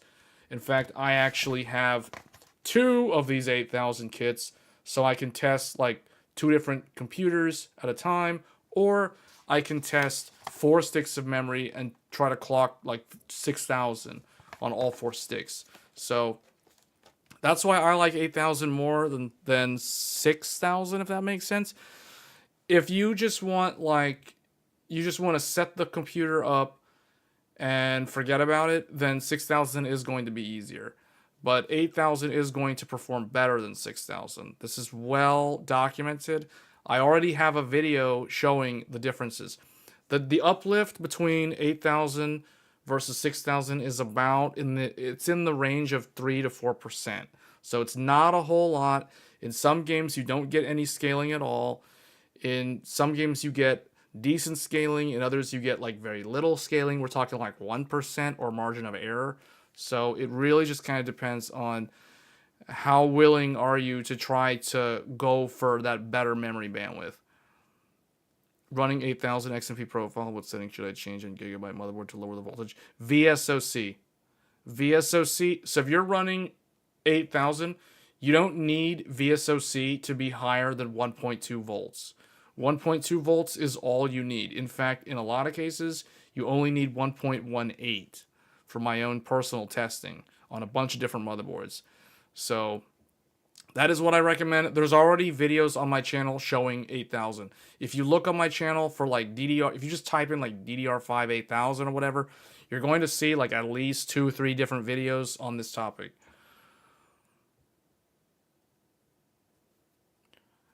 V-Core SoC, yes. SoC voltage. VSOC, whatever. I mean, all of them have different terms. It's VSOC, SoC voltage, SoC North Bridge voltage, or NB voltage. It's all of those. That doesn't need to be above 1.2. 1.3 is maximum, but you don't need 1.3. Because, see, the thing is, if you're trying to do 6400 in a 1-to-1 ratio, you're going to need a higher VSOC voltage, typically in the realm of 1.25, 1.27. In some rare cases, if you lose the silicon lottery, you need 1.3 or even more than 1.3, and you don't want to go above 1.3. So that is another reason why I don't like 6400 versus 8000, because it's harder on the memory controller. First of all, the memory controller is running at, when you're running your RAM at 6400 and you're trying to maintain that 1-to-1 ratio, your memory controller is having to overclock itself to 3.2 gigahertz. That is very hard for the I/O die to handle, and that is why oftentimes it requires copious amounts of voltage, which you know is not good in terms of temperatures and longevity. So that is another reason why I don't like 6400 1-to-1.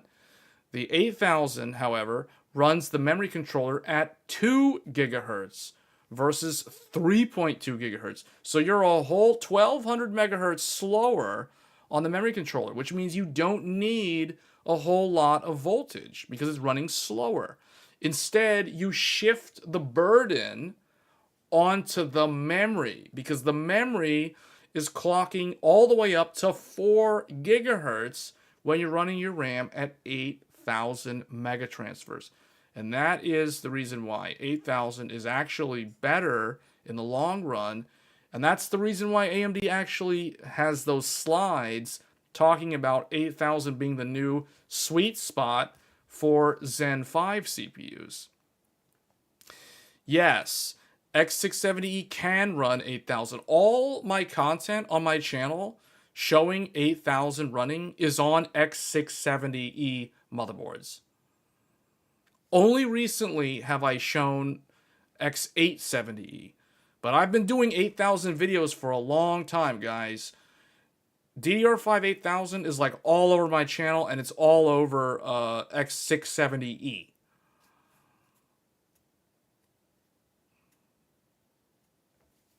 If you get 8,000, can you just run it and not look back? Yeah, you load the XMP. You manually change VSOC to 1.2 volts because the motherboards, all these motherboards are set up where if they see a profile that is set for 8,000, they automatically all push 1.3 volts on VSOC, which is way too much voltage for 8,000 because the memory controller is running at only 2 gigahertz. So they go super overkill on the voltage because they They don't trust the user to understand what to do. So they're like, okay, we'll just lowest common denominator, just put a whole bunch of voltage just to ensure that it works. And yes, it will work, but it's completely unnecessary to have voltage that high.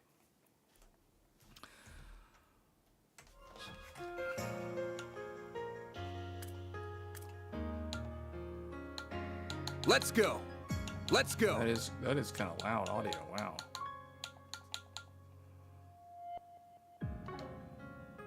Did it save that? Oh, it did. Okay.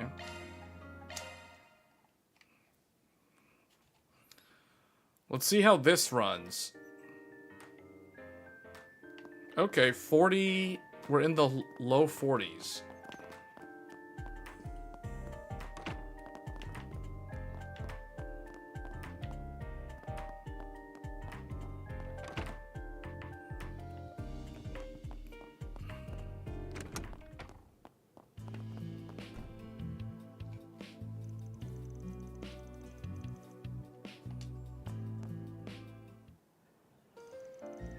I wasn't expecting this to go into a whole, like, cutscene. Whoops.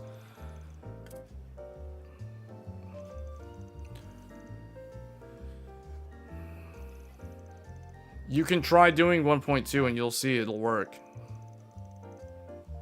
I've been running 8,000 since January. Or probably even, like, I don't know. I have to go back and look. I've been running 8,000 for a very long time. Let's put it that way. So, almost a year. I've been using 8,000 for almost a year. So I know it works. And that's on X670E. That isn't even on the new motherboards. So I know it works. But just like anything with overclocking, it is considered an overclock. So it isn't a guaranteed thing. So there are going to be those oddball scenarios where either the memory requires too much voltage or the motherboard can't do it for some reason due to some kind of BIOS thing or whatever the reason is. So in some cases we've seen like older BIOSes. Some older BIOSes seem to do better actually than newer ones. I don't exactly understand what happened. Like one case in point, when I first built the Tai Chi computer, when I was building that live, the stock BIOS that it came with was able to post at 8400. But after I updated the BIOS, I could never go to 8400 anymore. Until I upped the voltage to like 1.42 volts or 1.43 volts, then it actually worked. But I was like, man, it was working fine on the default factory BIOS without the voltage tweak.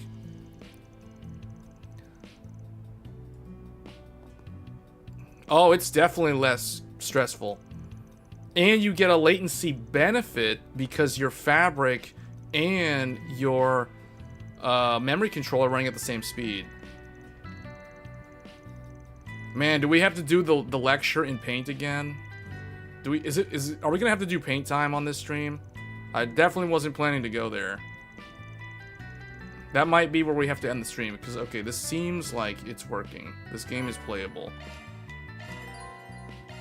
Honestly, this game on here runs the way it runs on PS4 Pro. This is how the game runs on a PS4 Pro. Because I've played the Japanese version on PS4, and it runs like this. So, is there a way to make this go to 60? Console. The console preset. That didn't do anything. I guess that was the console preset.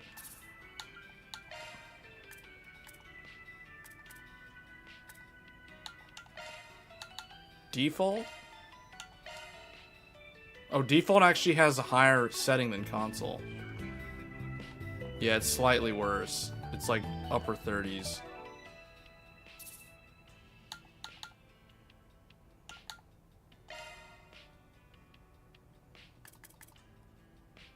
Yeah, actually, RK, I think I have been running 8,000 as long as you have. It feels like it has been over a year. I said January because I know I made that YouTube video in January, But I think I've actually been running it longer than I made that video.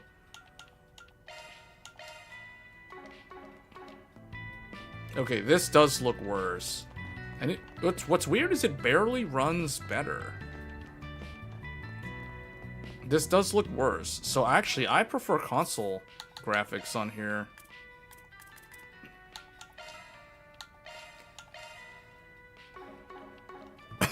This looks noticeably better than the performance preset because the shadows on the ground look way better. But yeah, this being a turn-based, well, kind of like a hybrid action slash turn-based RPG, this is playable. I would say this is acceptable performance for this, like, you know, somewhere in the 40s. It's not hugging 30. It's it's definitely not 60 though, but it seems like it's playable.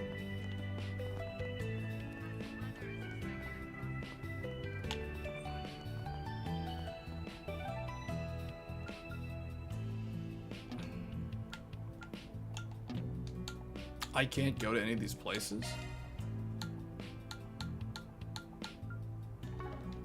I guess there's something I have to do here. I can't leave. Well, anyway, that is going to be the last game that we're going to test, and this one is playable. So it looks like for games that are not super high graphics intensive, let me see, do I have Lords of the Fallen on here? Because that's a UE5 game.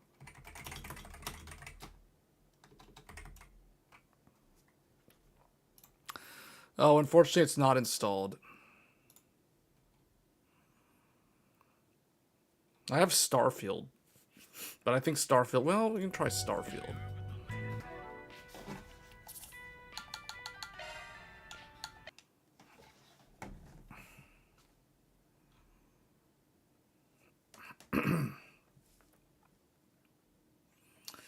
You know what? Forget about Starfield.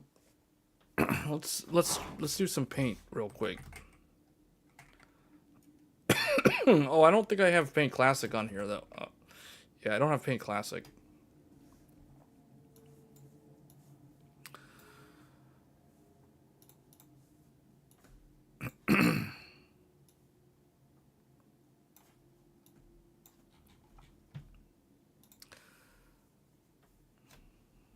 No, no.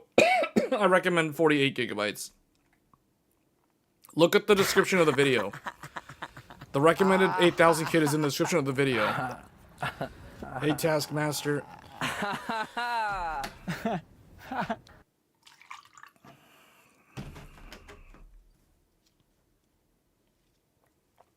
Yeah, it's in the description of the video. Hold on. Let me, where is,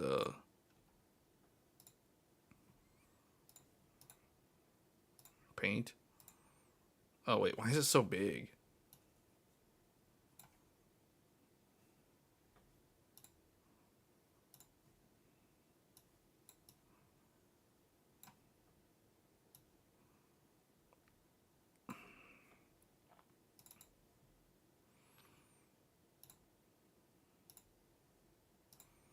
Okay. Okay, so just to illustrate this, we're gonna have to end the stream soon. I'm starting to, like, yeah, I've been sick most of this week, so it's starting to really get to me, so we're gonna have to cut the stream soon. But just to give people an idea, I know I've done this discussion before, so to make it simple to understand,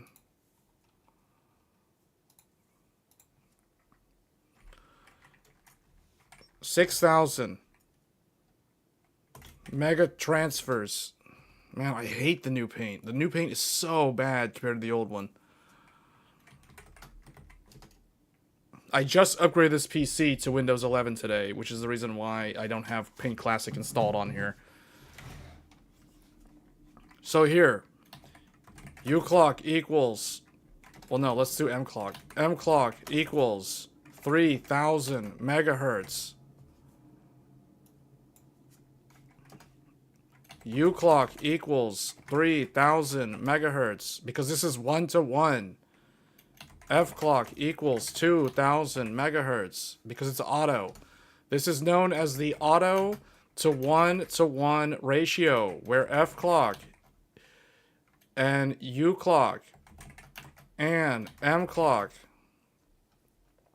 that is the formula. This is 1-to-1. When we say 1-to-1, what are we referring to? This. We're referring to this. They're running the same speed. This is why they say this is the sweet spot. Now, what about 8000? Man, I gotta I gotta turn one of these live stream paint sections into its own video. I've literally done the same lecture like 5 times now. 8000. M clock equals 4 gigahertz.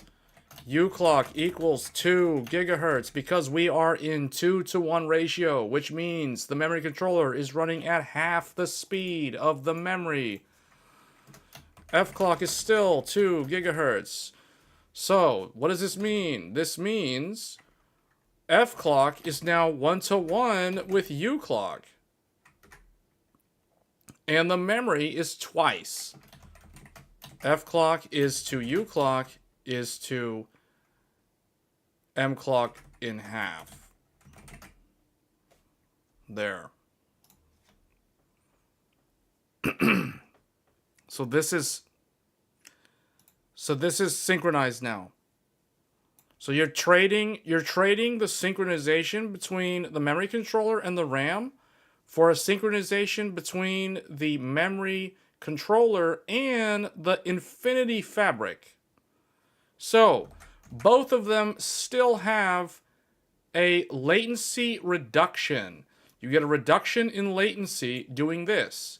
Likewise, you get a reduction in latency when you do this. Hence why 8000 is still very good.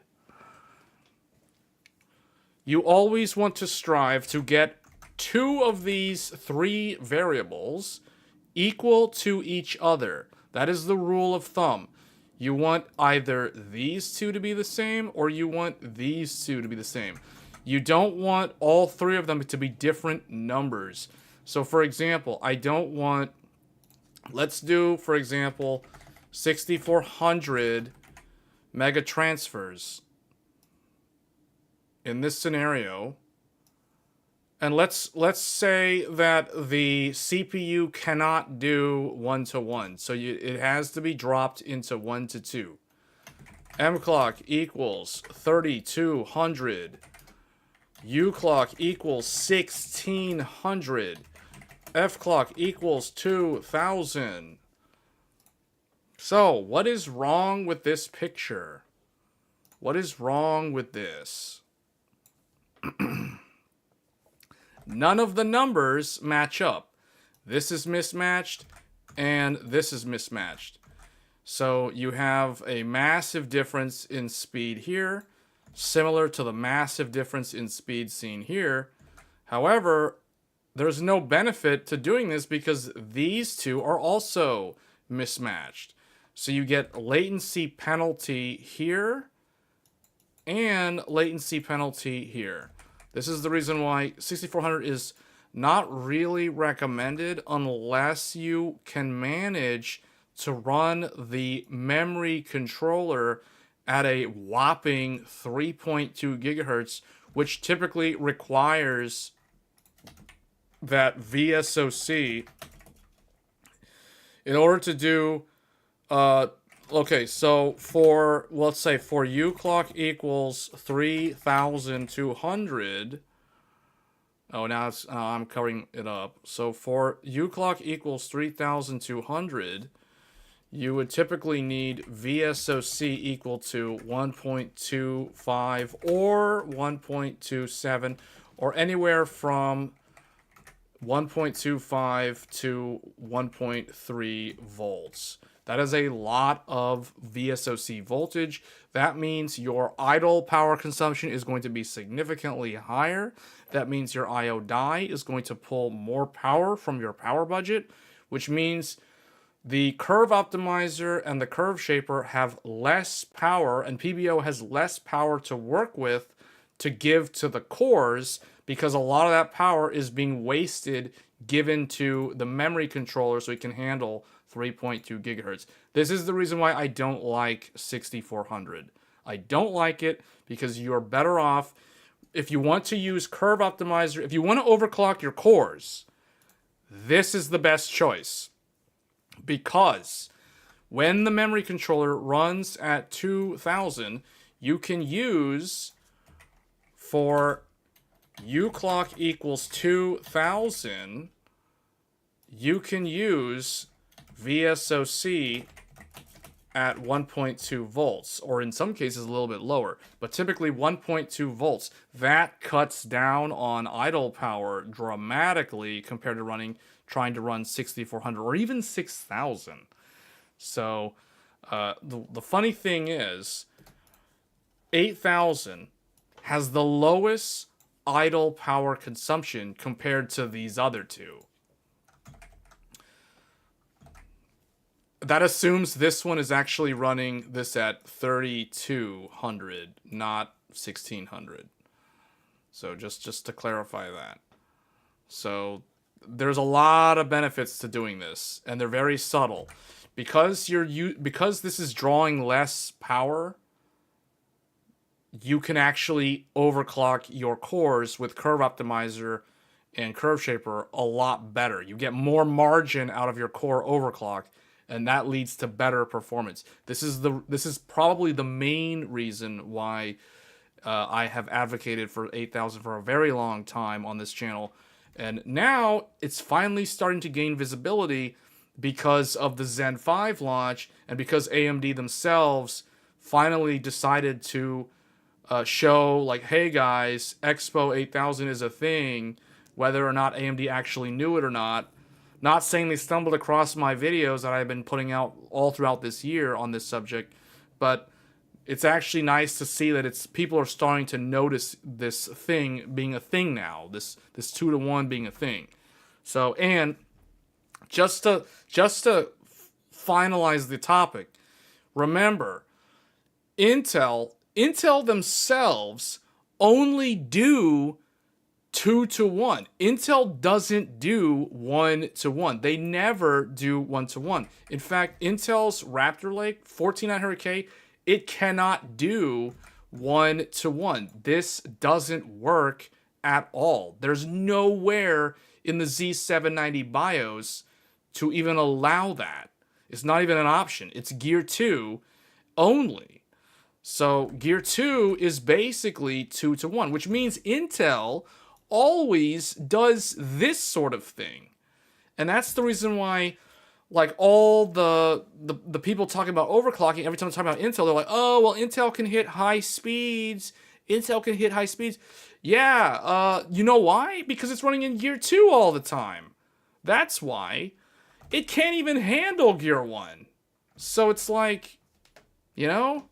But anyway, that's kind of unrelated. But yeah, what I recommend, if you want to do 8000, 2x 24 gigabytes is the way to go. This is the way to go. So you can do 48 gigabyte single rank at 8000. The link is in the description of this video.